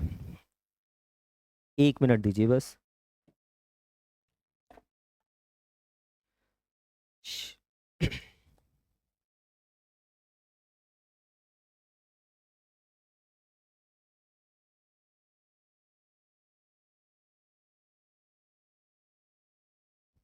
हाँ जी, मेंजरिया हम बात कर रहे हैं। मेंजरिया के हम ये बात कर रहे हैं कि ध्यान से समझना, बीएनएस में, आईपीसी में, थ्रू आउट कहीं पे भी आपको मेंजरिया टर्म यूज किया हुआ नहीं मिलेगा। Through out the IPC BNS कहीं पे भी आपको मेंजरिया लिखा हुआ नहीं मिलने वाला है। मेंजरिया के डिफरेंट डिफरेंट शेड्स मिलेंगे। शेड्स मतलब कि है वो मेंजरिया ही है but the term मेंजरिया is not used. For example अभी मैंने आपको जो बताया इंटेंशनली, मैं कोई चीज इंटेंशनली कर रहा हूं तो वो क्या है, वो गिल्टी माइंड ही तो है, मेंजरिया ही तो है वो। नॉलेज, अगर मुझे नॉलेज है कि मैं घर में आग लगा रहा हूं, भले ही मेरी इंटेंशन क्या थी वहां पे, रॉबरी को फैसिलिटेट करना, बट ऐसा करने से किसी की डेथ भी कॉज हो सकती है, तो ये क्या, नॉलेज को भी हम ट्रीट कर रहे हैं mens rea. Reason to believe, mens rea. तो यहां पे अलग अलग टर्म्स यूज की हुई है मेंजरिया के लिए। मेंजरिया डायरेक्ट टर्म यूज नहीं किया हुआ। उन्हीं टर्म्स में से कुछ है, पहला है wrongful loss and wrongful gain. 237 में 236 में दिया हुआ है। रॉन्गफुल गेन पहले दिया हुआ है अल्फाबेटिकली, रॉन्गफुल लॉस बाद में दिया हुआ है 236 237। पुराने सेक्शन मत याद रखना, भले ही 23 में दिया होता था आईपीसी में। रॉन्गफुल गेन क्या होता है, रॉन्गफुल लॉस क्या होता है। सपोज कीजिए, पहले गेन समझिए, मैंने किसी का फोन था उठा के जेब में डाल लिया, यानी कि थेफ्ट कमिट कर दिया। मैंने अगर चोरी किया तो मेरे पास जो प्रॉपर्टी आ रही है, I was not entitled for that property but I have gained wrongfully. I was not entitled for that property but I was gained wrongfully. Same उस वाले पर्सन के पॉइंट ऑफ व्यू से समझिए, he was entitled for that property, phone उसी का था, but he has lost wrongfully. Clear हो गया? अब जल्दी से डेफिनेशन निकालिए, मैं नहीं निकाल रहा हूं, बेयर एक्ट में इंपॉर्टेंट है, पूछी जा सकती है। एक बारी बेयर से पढ़ लीजिए। 236 निकालिए, 236 निकालिए। मैं वैसे बेयर से रीड कर देता हूं आपके लिए। 236 पे आ जाइए, देखिए क्या लिखा हुआ है। wrongful gain means gain by unlawful means to property to which the person gaining is not legally entitled. I was not legally entitled किसके लिए? उस प्रॉपर्टी के लिए, फोन के लिए, but I have gained that wrongfully. Second क्या है? wrongful loss. 237 means the loss by unlawful means of the property to which the person losing it is legally entitled, यानी कि रॉन्गफुल लॉस उसको हो रहा है जो पर्सन उसके लिए लीगली एंटाइटल था। सेक्शन नंबर याद रख लेना, 236 237 याद रखने पड़ेंगे, ये पूछ लिया जाता है, याद रखने पड़ेंगे। आगे आ जाइए। तो ये दोनों क्या है? Shades of मेंजरिया। शेड्स ऑफ मेंजरिया है। डिसऑनेस्टली क्या होता है? Very important. 27 में दिया हुआ है डिसऑनेस्टली, ये मैं आपको पढ़ा भी देता हूँ, ये मैं इसलिए पढ़ा देता हूँ क्योंकि इंपॉर्टेंट है। Dishonestly is basically a combination of wrongful gain और लॉस। जो ये गेन और लॉस की बात कर रहे थे अभी हम, उसी के कॉम्बिनेशन की बात हो रही है। बेरेक्ट में निकाल भी लीजिए आप, बेरेक्ट में निकाल लीजिए। सेक्शन नंबर याद रखना पड़ेगा, कोई चॉइस नहीं है। अगर सबका याद रख सकते हो आईपीसी का तो सबका याद रख लेना। मतलब रॉन्गफुल गेन और लॉस कहाँ दिया हुआ था? 23 में आईपीसी में। 24 में क्या दिया हुआ है? डिसऑनेस्टली दिया हुआ है। फिर फ्रॉडुलेंटली इसके बाद हम पढ़ रहे हैं आगे, वो कहाँ दिया हुआ है? 25 में आईपीसी की बात हो रही है। बट यहाँ पे अगर आपको याद रखना है 27 आपको याद रखना पड़ेगा, प्रीलिम्स में पूछ लिया जाता है। Dishonestly means doing anything with intention of causing wrongful gain to one person and wrongful loss to another person. यानी कि जब मैं किसी को अपने आप को wrongful गेन कर रहा हूं और दूसरे को wrongful लॉस कर रहा हूं, when I have done this thing intentionally. यहां पे एक ही चीज ऐड हुई है, विद इंटेंशन ऑफ कॉजिंग। जब मेरी इंटेंशन थी सामने वाले को ऐसा लॉस करने की और अपने आप को गेन करने की, तो इट मीन्स कि मैंने क्या किया है? That act I have done dishonestly. जितने भी ऑफेंसेस अगेंस्ट दी प्रॉपर्टी हम आने वाली क्लासेस में पढ़ने वाले हैं, थेफ्ट पढ़ेंगे, एक्सटॉर्शन पढ़ेंगे, रॉबरी पढ़ेंगे, डिकॉइटी पढ़ेंगे, सीबीटी पढ़ेंगे, criminal breach of trust, miss appropriation पढ़ेंगे, सब में डिसऑनेस्टली टर्म यूज किया हुआ है। सब में डिसऑनेस्टली टर्म यूज किया हुआ है। डिसऑनेस्टली का मतलब क्या हो गया? आपको क्लियर हो गया? मैं एक अपने आप को गेन कर रहा हूं, दूसरे को लॉस कर रहा हूं, रॉन्गफुल गेन रॉन्गफुल लॉस। और जब मैंने ये इंटेंशनली किया, एक सिचुएशन ऐसी भी तो होती है कि यहाँ पे किसी का बेयर एक्ट पड़ा हुआ है, बेयर एक्ट सबके सेम होते हैं, आपको लगा आप ही क्या, आपने उठा के बैग में डाला और घर चल पड़े, तो आपने उसको लॉस कर दिया, अपने आप को गेन भी कर लिया। बट इस सिचुएशन में आपने इंटेंशनली नहीं किया। तो ये जो गेन और लॉस हुआ है, जब वो इंटेंशनली नहीं हो रहा है तो वो डिसऑनेस्टली नहीं हो रहा है। तो डिसऑनेस्टली नहीं हो रहा है तो वो थेफ्ट भी नहीं हो पाएगा जब हम थेफ्ट को पढ़ेंगे। ठीक है, प्रीलिम्स के लिए याद रख लेना। मैं साथ में ही आपको पढ़ा रहा हूं फ्रॉडुलेंटली 29। देखिए 27 29 टिप्स पे याद रखने वाले सेक्शंस हैं। अगर मैं किसी के लिए कह रहा हूं कि ये आपको याद रखने पड़ेंगे तो इट मींस आपको याद रखने पड़ेंगे। फालतू वाले सेक्शन में आपको बोलूंगा ही नहीं याद रखो। अब याद कैसे करने हैं वो आपकी अपनी समझ है, किसी चीज से रिलेट करके करते रहिए। जितनी बारी रिपीट करोगे उतनी बारी याद हो जाएंगे। ठीक है, fraudulently very important. Fraudulently means doing anything with intention to defraud but not otherwise. यहां पे क्या कह रहे हैं? Doing anything with intention to defraud. और डिफ्रॉड क्या होता है या इंटेंशन टू डिफ्रॉड क्या होता है? डिफ्रॉड इज इक्वल टू, यहां लिख देना, defraud is equal to deception plus injury. मैं अगर किसी को डिसेप्शन क्या होता है? कोई चीज मिसलीड करना। कोई चीज सही है मैं उसको गलत बता रहा हूं, कोई चीज गलत है मैं उसको सही बता रहा हूं, या मैं कोई रॉन्ग स्टेटमेंट दे रहा हूं सामने वाले को ताकि वो ऐसा कुछ करे। ये सब चीजें क्या है? डिसेप्शन। तो अगर मैं डिसेप्शन किसी को कर रहा हूं और उस डिसेप्शन से सामने वाले को क्या हो रही है? इंजरी हो रही है। अब इंजरी ये मत सोचना बॉडीली इंजरी की बात हो रही है। जितनी भी मैंने अभी आपको डेफिनेशंस पढ़ाई है इसमें से वॉलंटरीली इंपॉर्टेंट था नो डाउट, बट उससे भी ज्यादा इंपॉर्टेंट क्या है? उससे भी ज्यादा इंपॉर्टेंट है डेफिनेशन इंजरी की। 214 में देखिए क्या लिखा हुआ है। 214 में आ जाइए। फ्रॉडुलेंटली आपको समझ आ गया कि वापस आते हैं फ्रॉडुलेंटली में भी। इंजरी देखिए क्या लिखा हुआ है, ये पेपर में पूछ लिया जाएगा आपसे। Very very important. मैं इतना इंपॉर्टेंट कह रहा हूं इसको कि वॉलंटरीली से भी ज्यादा इंपॉर्टेंट है। इंजरी का मीनिंग क्या है? Means any harm whether illegally cause to a person in body mind reputation और प्रॉपर्टी। यानी कि जब भी मैं इलीगली किसी को हार्म पहुंचा रहा हूं, किसको? उस पर्सन की बॉडी को, उस पर्सन के माइंड को, उस पर्सन की रेप्यूटेशन को और उस पर्सन की प्रॉपर्टी को, तो ये इंजरी है। जरूरी नहीं है कि बॉडी को इंजरी हो रही है तभी हम उसको इंजरी कहेंगे। मैंने उसकी प्रॉपर्टी को नुकसान पहुंचा दिया, गाड़ी वगैरह उसकी तोड़ डाली, तो उस सिचुएशन में क्या होगा? वो भी उसको इंजरी हो रही है। मैंने उसकी रेप्यूटेशन को नुकसान पहुंचा दिया, वो भी उसको इंजरी हो रही है। मैंने उसके माइंड को किसी तरह से नुकसान पहुंचा दिया, नुकसान फिजिकली नहीं मेंटली उसको परेशान किया जा रहा है, वो भी क्या है?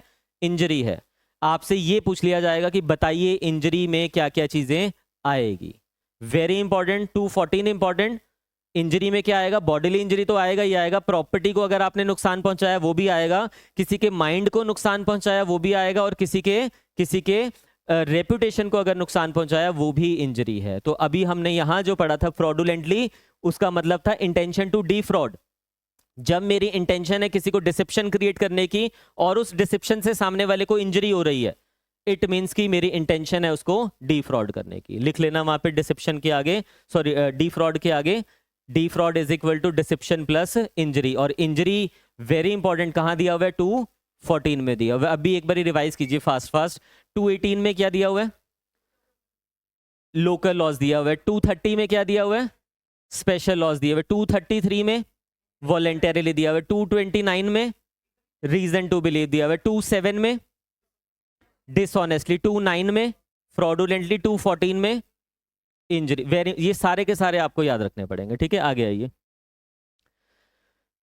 इंजरी हो गया, हम पढ़ रहे थे ये। तो अब ये देखिए यहाँ पे जो डिफरेंट शेड्स दिए हुए हैं, रॉन्गफुल लॉस और गेन क्या है? ये मेंजरिया का शेड है, हमने पढ़ लिया। डिसऑनेस्टली क्या है? ये मेंजरिया का शेड है, हमने पढ़ लिया। फ्रॉडुलेंटली क्या है? ये भी मेंजरिया का शेड है, हमने ये भी पढ़ लिया, ठीक है। सीक्वेंस याद रख लेना तीनों का, 23, 24, 25 आईपीसी के अकॉर्डिंगली, और इसके सेक्शंस तो फिर आपको याद रखने ही पड़ेंगे। आगे आइए, क्रिमिनल नॉलेज और इंटेंशन, ये हमने पढ़ लिया। वॉलेंटरीली जब हम पढ़ रहे थे उसमें नॉलेज और इंटेंशन तो हमने पढ़ ही लिया ना। तो नॉलेज जब हमारे को है किसी चीज की, knowledge means awareness, intention means मेरा जो माइंड है, मेरे माइंड के अकॉर्डिंगली मैं एक्ट कर रहा हूं, वो होता है इंटेंशन। वॉलेंटरीली पढ़ लिया 39 में, वॉलेंटरीली पढ़ लिया 39 मतलब 233 में पढ़ लिया। रीजन टू बिलीव पढ़ लिया 229 में last but not the least, rash and negligent act. Rash and negligent act, negligent समझिए पहले क्या होता है। नेग्लिजेंट ऐसे लिखना, negligent is equal to duty to care, duty to care plus breach of that duty, duty to care plus breach of that duty. जहां पे मेरी ड्यूटी टू केयर है, मैंने उस ड्यूटी की क्या कर दिया? ब्रीच कर दिया, तो वो एक्ट मेरा क्या हो जाएगा? नेग्लिजेंट एक्ट हो जाएगा। आप यहां पे पढ़ रहे हो, मेरी ड्यूटी टू केयर है कि अगर कोई मिस हैपनिंग होती है, सपोज फायर वगैरह, तो फायर की जो प्रॉपर सेफ्टी नॉर्म्स है मैं उसको फुलफिल करूं, हो रखे हैं। तो ड्यूटी टू केयर है but breach of that duty नहीं है। तो अगर मैं सपोज यहाँ पे कोई फायर सेफ्टी वाले इक्विपमेंट्स नहीं लग रखे हैं, मेरी ड्यूटी टू केयर थी बट मैंने उसकी ब्रीच कर दिया, और अगर ऐसा कोई इंसिडेंट होता है और उसमें अगर कुछ हो जाता है तो फिर वो नेग्लिजेंटली माना जाएगा, मेरे भी यहाँ पे क्या हो जाएगा? नेग्लिजेंस हो जाएगी। नेग्लिजेंट क्लियर हो गया। आगे आइए, rashness. Rashness basically is aggravated form of negligence. Rashness is nothing but aggravated form of negligence. तो इट मींस कि जो मेरा एक्ट रैश होगा उसमें नेग्लिजेंस, तो सम सॉर्ट ऑफ नेग्लिजेंस तो होगी ही होगी। ड्यूटी टू केयर और ब्रीच ऑफ ड्यूटी तो होगी ही होगी। इसमें क्या हो जाता है? इसमें साथ में आ जाता है अवेयरनेस। अवेयरनेस मतलब मेरे को अदरवाइज उस चीज की अवेयरनेस है कि ऐसा हो सकता है, और ड्यू टू ओवर कॉन्फिडेंस मैंने क्या किया? उसको इग्नोर कर दिया। मेरे को अवेयरनेस थी वहां पे, but due to over confidence I have ignored, और मैंने रनिंग द रिस्क, यानी कि I have taken the risk कि होने दो, ऐसा कुछ नहीं होने वाला। आप समझिए यहां पे मैंने इक्विपमेंट अगर सेफ्टी के नहीं लगा रखे हैं तो ये एक्ट रैश नहीं है। कौन सी यहां पे आग लग रही है? ठीक है, दूसरी situation, duty to care, breach of duty. नहीं इक्विपमेंट लगे हुए तो मेरी ड्यूटी क्या है? केयर करने की। मैंने क्या कर दिया? ब्रीच ऑफ ड्यूटी कर दिया। ये एक्ट क्या हुआ? नेग्लिजेंट हुआ। दूसरी सिचुएशन में अब समझना, आप गाड़ी चला रहे हो जहां पे स्पीड लिमिट है सपोज कीजिए 30 की, बट आप चला रहे हो 100 की स्पीड पे। तो यहां पे आपकी पहले तो ड्यूटी टू केयर तो बनती है ना कि आपको स्लो चलानी है, स्पीड बोर्ड लगे हुए हैं, आपने ब्रीच ऑफ ड्यूटी भी कर दिया। स्टिल यहां पे आपके पास अवेयरनेस भी है। अवेयरनेस किस चीज की है? You have taken the risk due to the over confidence. आपको लगा कि बढ़िया गाड़ी है, नई गाड़ी है, ब्रेक लगाऊंगा वहीं के वहीं रुक जाएगी, तो आपको ऐसा कुछ माइंड में था। और इस वाली सिचुएशन में हम ट्राई भी करते हैं to avoid the consequences. Even आपने वो ब्रेक लगाए भी गाड़ी के, बट फिर भी वो मिस हैपनिंग हो जाती है, तो you have done that act rashly. वो एग्रावेट हो गया। देखो चीजें सिर्फ एग्रावेट हो गई है, तो यानी कि रैशनेस जो है यहाँ पे एग्रावेटेड फॉर्म है। किस चीज की? एग्रावेटेड फॉर्म है नेग्लिजेंस की। लिख लेना यहाँ पे अपने बेयर पे या कहीं पे भी, क्योंकि ये आगे यूज होगा। 106 जब हम BNS का पढ़ेंगे, 304A IPC का, वहां पे ये यूज होगा आगे। तो ये नेग्लिजेंस जो है वो duty to care plus breach of duty, prelims में पूछ लिया जाएगा। Rashness is basically aggravated form of negligence. Negligence तो है ही है इसमें, उसके अलावा क्या है, अवेयरनेस होती है, but due to over confidence हम उसको इग्नोर कर देते हैं। ड्यू टू ओवर कॉन्फिडेंस उसको हम क्या कर देते हैं, इग्नोर कर देते हैं। क्लियर हो गया? आगे आइए, ये सारे क्या हैं, शेड्स ऑफ मेंजरिया। अब हमने स्टार्टिंग में पढ़ा कि जहां पे मेंजरिया नहीं होगा लाइबिलिटी नहीं बनेगी, but we have some exception. जैसे एक्टस रियाज की एक्सेप्शन थी ना कि मैं अपने एक्ट के लिए नहीं दूसरे के एक्ट के लिए लाइबल हो रहा हूं। कॉमन इंटेंशन, कॉमन ऑब्जेक्ट, या फिर वो जो अबेटमेंट वाला मैंने आपको बताया, व्हेन वो प्रेजेंट होता है, अबेटर इज प्रेजेंट, 45 वाला। ऐसे ऐसे ही इसकी भी कुछ एक्सेप्शंस हैं कि मेंजरिया नहीं भी है तभी भी आपकी लाइबिलिटी बन रही है। इसको हम कहते हैं स्ट्रिक्ट लाइबिलिटी। जब मेंजरिया नहीं भी है तभी भी आपकी लाइबिलिटी बन रही है, और इसको हम क्या कहते हैं, स्ट्रिक्ट लाइबिलिटी। स्ट्रिक्ट लाइबिलिटी का मतलब है विदाउट मेंजरिया आप लाइबल हो रहे हो। उसके कुछ एग्जांपल्स हैं, जिसमें से सबसे इंपॉर्टेंट है ये जो आपसे एग्जाम में नंबर ऑफ टाइम पूछा जा चुका है। 2 ऑफेंसेस होते हैं, किडनैपिंग होता है, एक एब्डक्शन होता है। किडनैपिंग के लिए हमें मेंजरिया नहीं चाहिए होता है।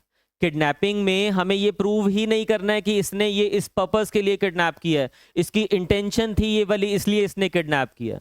किडनैपिंग फ्रॉम लॉफुल गार्डियन जब हो रहा है, क्या होता है वो डिटेल में पढ़ेंगे, अभी आप सिंपल समझिए। जब हम किसी लॉफुल गार्डियन की कस्टडी से किसी बच्चे को उठा के लेके जा रहे हैं, उसको हम किडनैपिंग कह रहे हैं। अभी इन सिंपल समझ रहे हैं हम।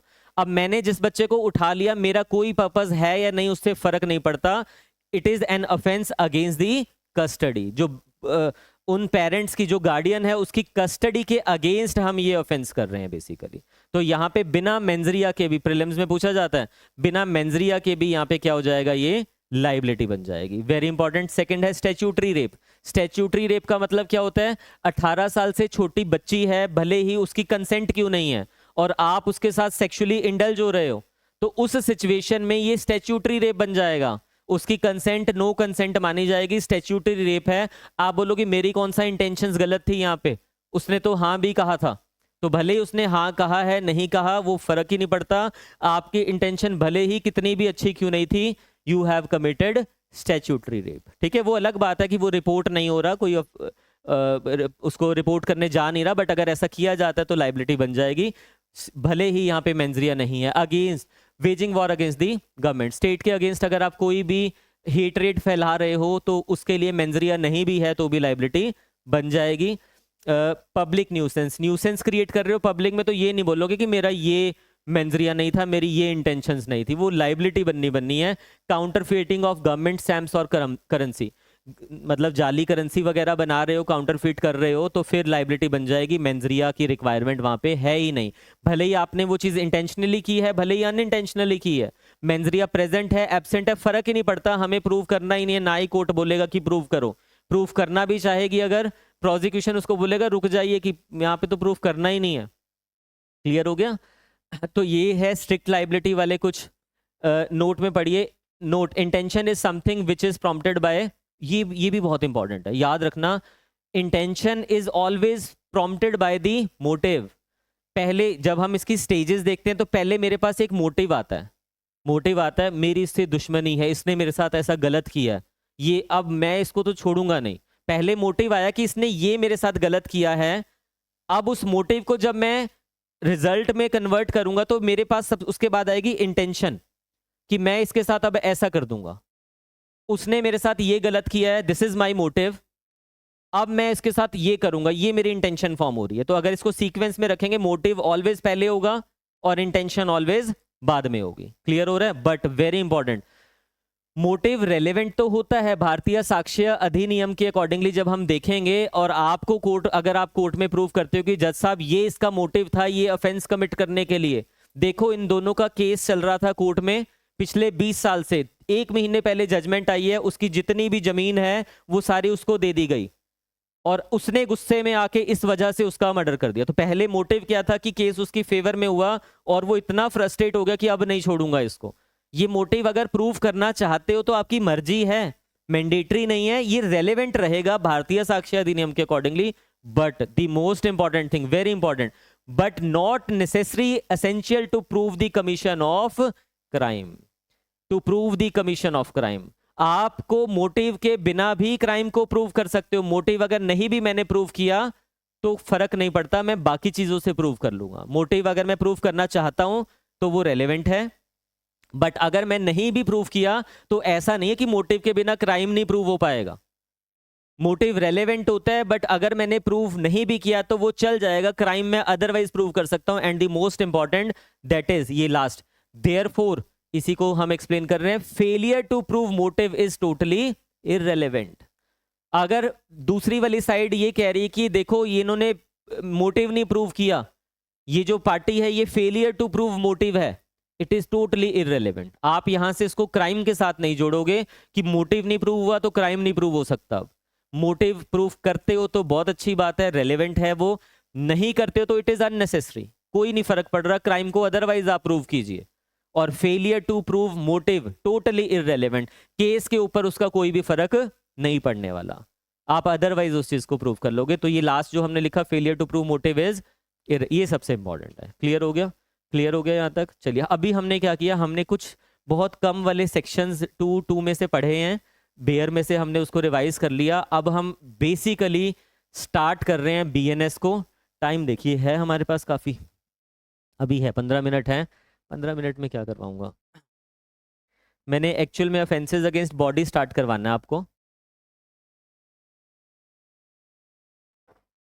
मैंने कल की क्लास में आपको बताया था हम पार्ट्स में करेंगे इसको, offences against body, offences against property, फिर हम क्या करेंगे उसके बाद, बॉडी में वो सारा आ गया, फीमेल वाले ऑफेंसेस वुमेन के अगेंस्ट और चिल्ड्रन के अगेंस्ट।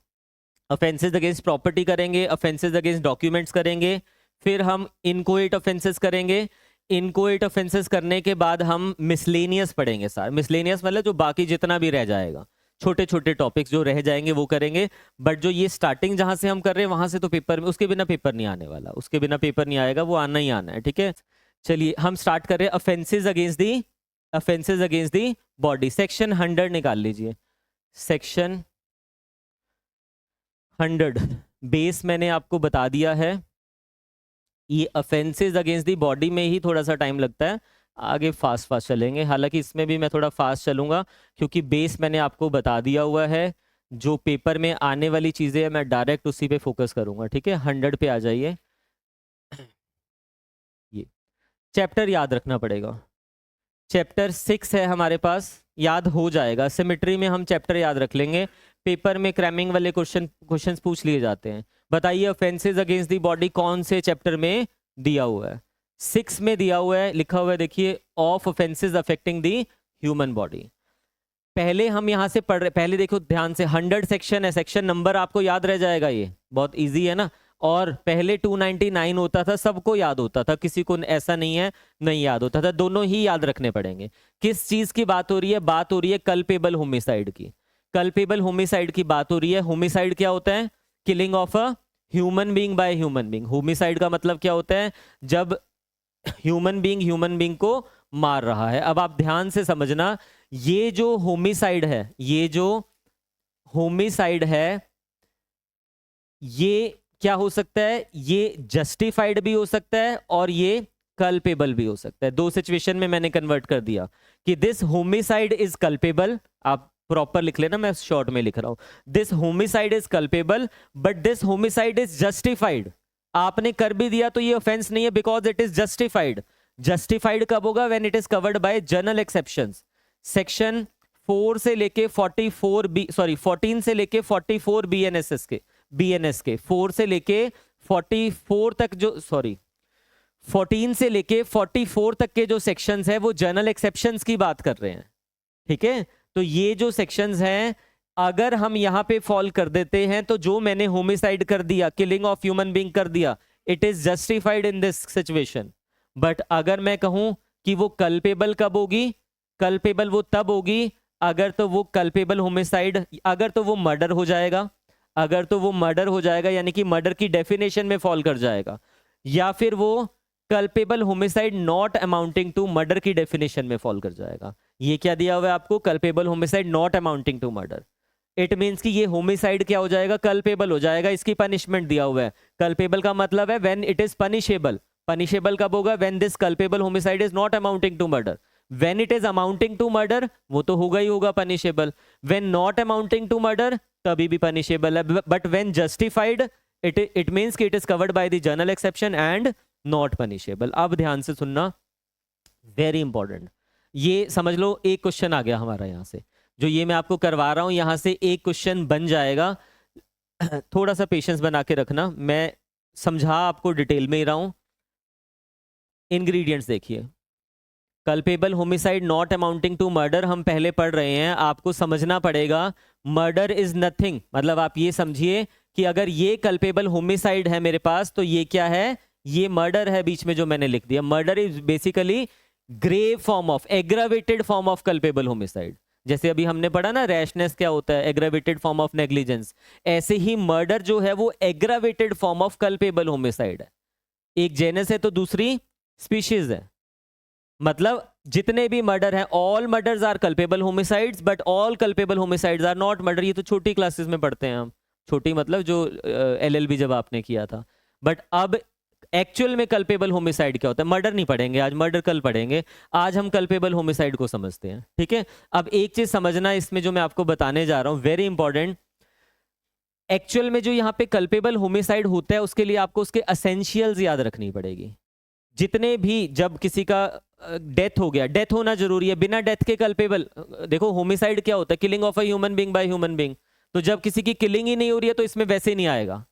तो यहाँ पे सबसे पहले डेथ होना तो मैंडेटरी है, चाहे वो कल्पेबल होमिसाइड है चाहे वो मर्डर है। बस याद रख लेना, जब भी मैं चेक करता हूँ, जैसे मुझे मेंस में लिखना है या फिर प्रीलिम्स के अकॉर्डिंगली भी मुझे चेक करना है कि कल्पेबल होमिसाइड है मर्डर है, सबसे पहले मैं चेक करता हूँ कि क्या ये कल्पेबल होमिसाइड है। अगर आंसर आता है यस, तो मैं चेक करूंगा कि क्या ये एग्रावेटेड फॉर्म में कवर हो रहा है, क्या ये मर्डर है या नहीं है।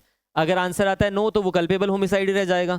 अगर आंसर आता है yes, it is also covered under murder, तो मैं फर्दर चेक करूंगा कि क्या ये मर्डर की किसी एक्सेप्शन में तो नहीं आ रहा। 5 एक्सेप्शन दी हुई है, अगर उसमें कवर हो रहा है, नहीं कवर हो रहा तो वो मर्डर ही रह जाएगा, बट अगर उसमें एक्सेप्शंस में कवर हो रहा है तो वो वापिस से क्या बन जाएगा, culpable homicide not amounting to murder. मतलब दिस इज द सीक्वेंस, जो एक्चुअल सीक्वेंस है, जो आपको जजमेंट्स में भी मिल जाएगा। हम अदरवाइज गलत करते होते हैं, प्रीलिम्स में चल जाएगा, मेंस में नहीं चलती होती हैं ये चीजें। आपने तो चलो अभी MCQ वाला पेपर देना है, हम अदरवाइज क्या करते हैं, सीधा मर्डर बना दिया, मर्डर देख रहे होते हैं उसमें। पहले कल्पेबल होमिसाइड बनाओ, मर्डर में बन रहा है तो लेके जाओ, बन गया तो एक्सेप्शंस भी चेक करो, एक्सेप्शंस में नहीं फॉलो हो रहा तो मर्डर ही है, एक्सेप्शंस में फॉलो हो रहा है तो वापस कल्पेबल होमिसाइड पे आ जाइए। This is the exact format. अब कल्पेबल होमिसाइड क्या होता है, ध्यान से देखिए, whoever causes death by doing an act, doing an act मतलब एक्टस रियाज आ गया यहाँ पे, आपके एक्ट के कारण से किसी की डेथ हो रही है, यानी कि यहाँ पे डायरेक्ट क्या है, डायरेक्ट नेक्सस है आपके एक्टस रियाज में एंड दी कॉन्सिक्वेंस जो हमने पढ़ा था। तो एक्टस रियाज तो आपके एक्ट के कारण से किसी की डेथ होगी। पहली, जब डेथ नहीं हो रही तो कल्पेबल होमिसाइड और मर्डर में जाना ही नहीं है, डेथ हो गया। इसके अलावा मेंजरिया वाला पार्ट देखिए, ये तो हो गया एक्टस रियाज, एक्टस रियाज मेंजरियाज। देखिए पहला, first with intention of causing death, जब मेरी इंटेंशन है सामने वाले को मारने की।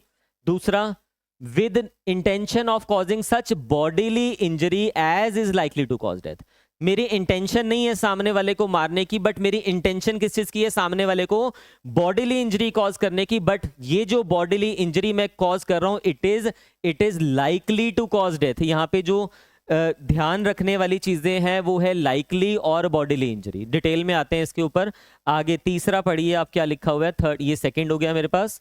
थर्ड इंग्रेडिएंट क्या है मेरे पास, ये थर्ड हो गया यहाँ पे, with the knowledge that he is likely by such act to cause death. यहाँ पे इंटेंशन नहीं भी है तो अगर मेरे पास नॉलेज है कि मैं इस चीज से लाइकली टू कॉज डेथ हूं तो यहाँ पे कवर हो जाएगा, माना जाएगा कि he commits the offence of culpable homicide, उसने कल्पेबल होमिसाइड कर दिया।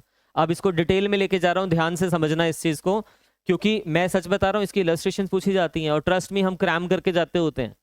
मैं ये भी आपको बता दूंगा कि आप इस वाली इलस्ट्रेशन को ऐसे क्रैम करते हो, अरे ये मर्डर क्यों नहीं है, यहाँ तो मर्डर बन रहा है, और हम वहां पे आंसर करते हुए भी कंफ्यूज होते हैं कि ये मर्डर की थी या कल्पेबल होमिसाइड की थी, और मैं बेयर से उसको क्रैम कर लेता हूँ कि ये वाली आ गई तो मैं कल्पेबल होमिसाइड में लिखूंगा, ये आ गई मर्डर में लिखूंगा।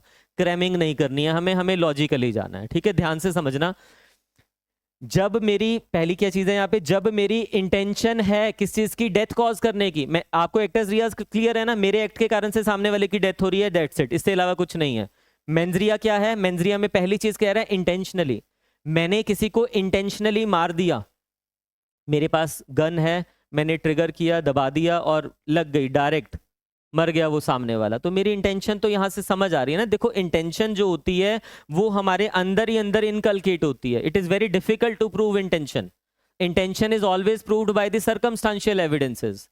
आप सामने वाले को, सपोज किसी दो लोगों के वैसे झगड़ा हुआ, उसने उसको लाठी से एक बारी मारा और वो मर गया, पहली सिचुएशन। अब इंटेंशन प्रूव करिए कि वो उसको सच में मारना चाहता था जान से, बहुत मुश्किल हो जाएगा। दूसरी सिचुएशन, जो सेकंड वाला पर्सन है उसने पहले को मारा, एक बारी नहीं मारा, उसने 50 बारी मारा, और उसमें से भी 10 बारी उसने सर पे मारा, और मारा किस चीज से? लाठी से नहीं मारा, उसने आयरन की रॉड से मारा। तो यहां पे ध्यान से समझिए, जब मैं इंटेंशन प्रूव कर रहा हूं, मैं क्या देख रहा हूं? Nature of weapon. मेरे पास लाठी ना होके क्या था? आयरन रॉड था। तो आयरन रॉड से मैं 50 बारी किसी को बार बार मार रहा हूं। कहां पे मार रहा हूं? वाइटल ऑर्गन्स पे मार रहा हूं। तो इट मींस कि मैं उसको सच में मारना ही चाहता हूं, इंटेंशन मेरी प्रूव हो रही है। डायरेक्टली नहीं होगी, always by circumstantial evidences. Suppose मैंने लाठी से ही 50 बारी मारा, कोर्ट में जब प्रूव होगा आप देखोगे लाठी की कितनी थिकनेस है, कि क्या कितना हिट कर सकता है, कितनी बारी मारा, कौन से पार्ट पे मारा, इस तरह से इंटेंशन प्रूव की जाती है। वो आपको क्लियर हो गया। तो जब मैं किसी को इंटेंशनली, मेरी इंटेंशन है किसी को मारने की, तो इट मींस मैंने मार भी दिया, तो मैंने क्या कर दिया? Culpable homicide. कंफ्यूजन पता कहाँ आती है? सेम एज इट इज जब हम मर्डर पढ़ेंगे तो पहला इंग्रेडिएंट वहां पे भी है, वो कंफ्यूजन आएगी नहीं, टेंशन मत लो। आप सेकंड पे आइए, क्योंकि वो भी पढ़ नहीं रहे हैं ना, जब पढ़ेंगे तब बताता हूं उसका। With the intention of causing bodily injury, very important, ये सेकंड वाला सबसे इंपॉर्टेंट है। With the intention of causing bodily injury. अब मैं सामने वाले को मारना नहीं चाहता, यानी कि डेथ में कॉज करना ही नहीं चाहता हूं, मैं उसको बॉडीली इंजरी कॉज करना चाहता हूं, बट ऐसी बॉडीली इंजरी कॉज करना चाहता हूं। कहने का मतलब ये है, इंटेंशन को प्रूव करना डिफिकल्ट होता है, और सच में कोर्ट में बहुत मुश्किल से प्रूव कर पाओगे कि इसकी इंटेंशन जान से मारने की थी। मत कर पाए तो कोई प्रॉब्लम नहीं है, आप इसको प्रूव कीजिए ना, लायबिलिटी तो एक ही आ रही है। आप प्रूव कीजिए कि उसकी इंटेंशन है बॉडीली इंजरी कॉज करने की। बॉडीली इंजरी कॉज करने की इंटेंशन है, कौन सी बॉडीली इंजरी? ध्यान से समझना, which is likely to cause death. Likely का मतलब क्या है? प्रोबेबल। प्रोबेबल मतलब highly probable, high probability, high probability. अब यहां पे डिफरेंस समझना पड़ेगा। एक टर्म होती है मेरे पास लो प्रोबेबिलिटी, एक होती है मेरे पास हाई प्रोबेबिलिटी की, ऐसा करने से there are very likely chances, very high probability कि ये मर जाएगा। एक सिचुएशन होती है मोस्ट प्रोबेबल, तीनों में डिफरेंस है ना। मोस्ट प्रोबेबल मर ही जाएगा, कोई दूसरा चांस ही नहीं है इसमें। तो यहां पे मोस्ट प्रोबेबल को कवर नहीं कर रहा है, यहां पे किसको कवर कर रहा है?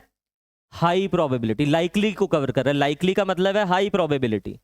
तो ध्यान से समझना, जब मेरी हाई प्रोबेबिलिटी है कि इस एक्ट से वो मर सकता है, there are high probability 70-80% chance, 70% chances.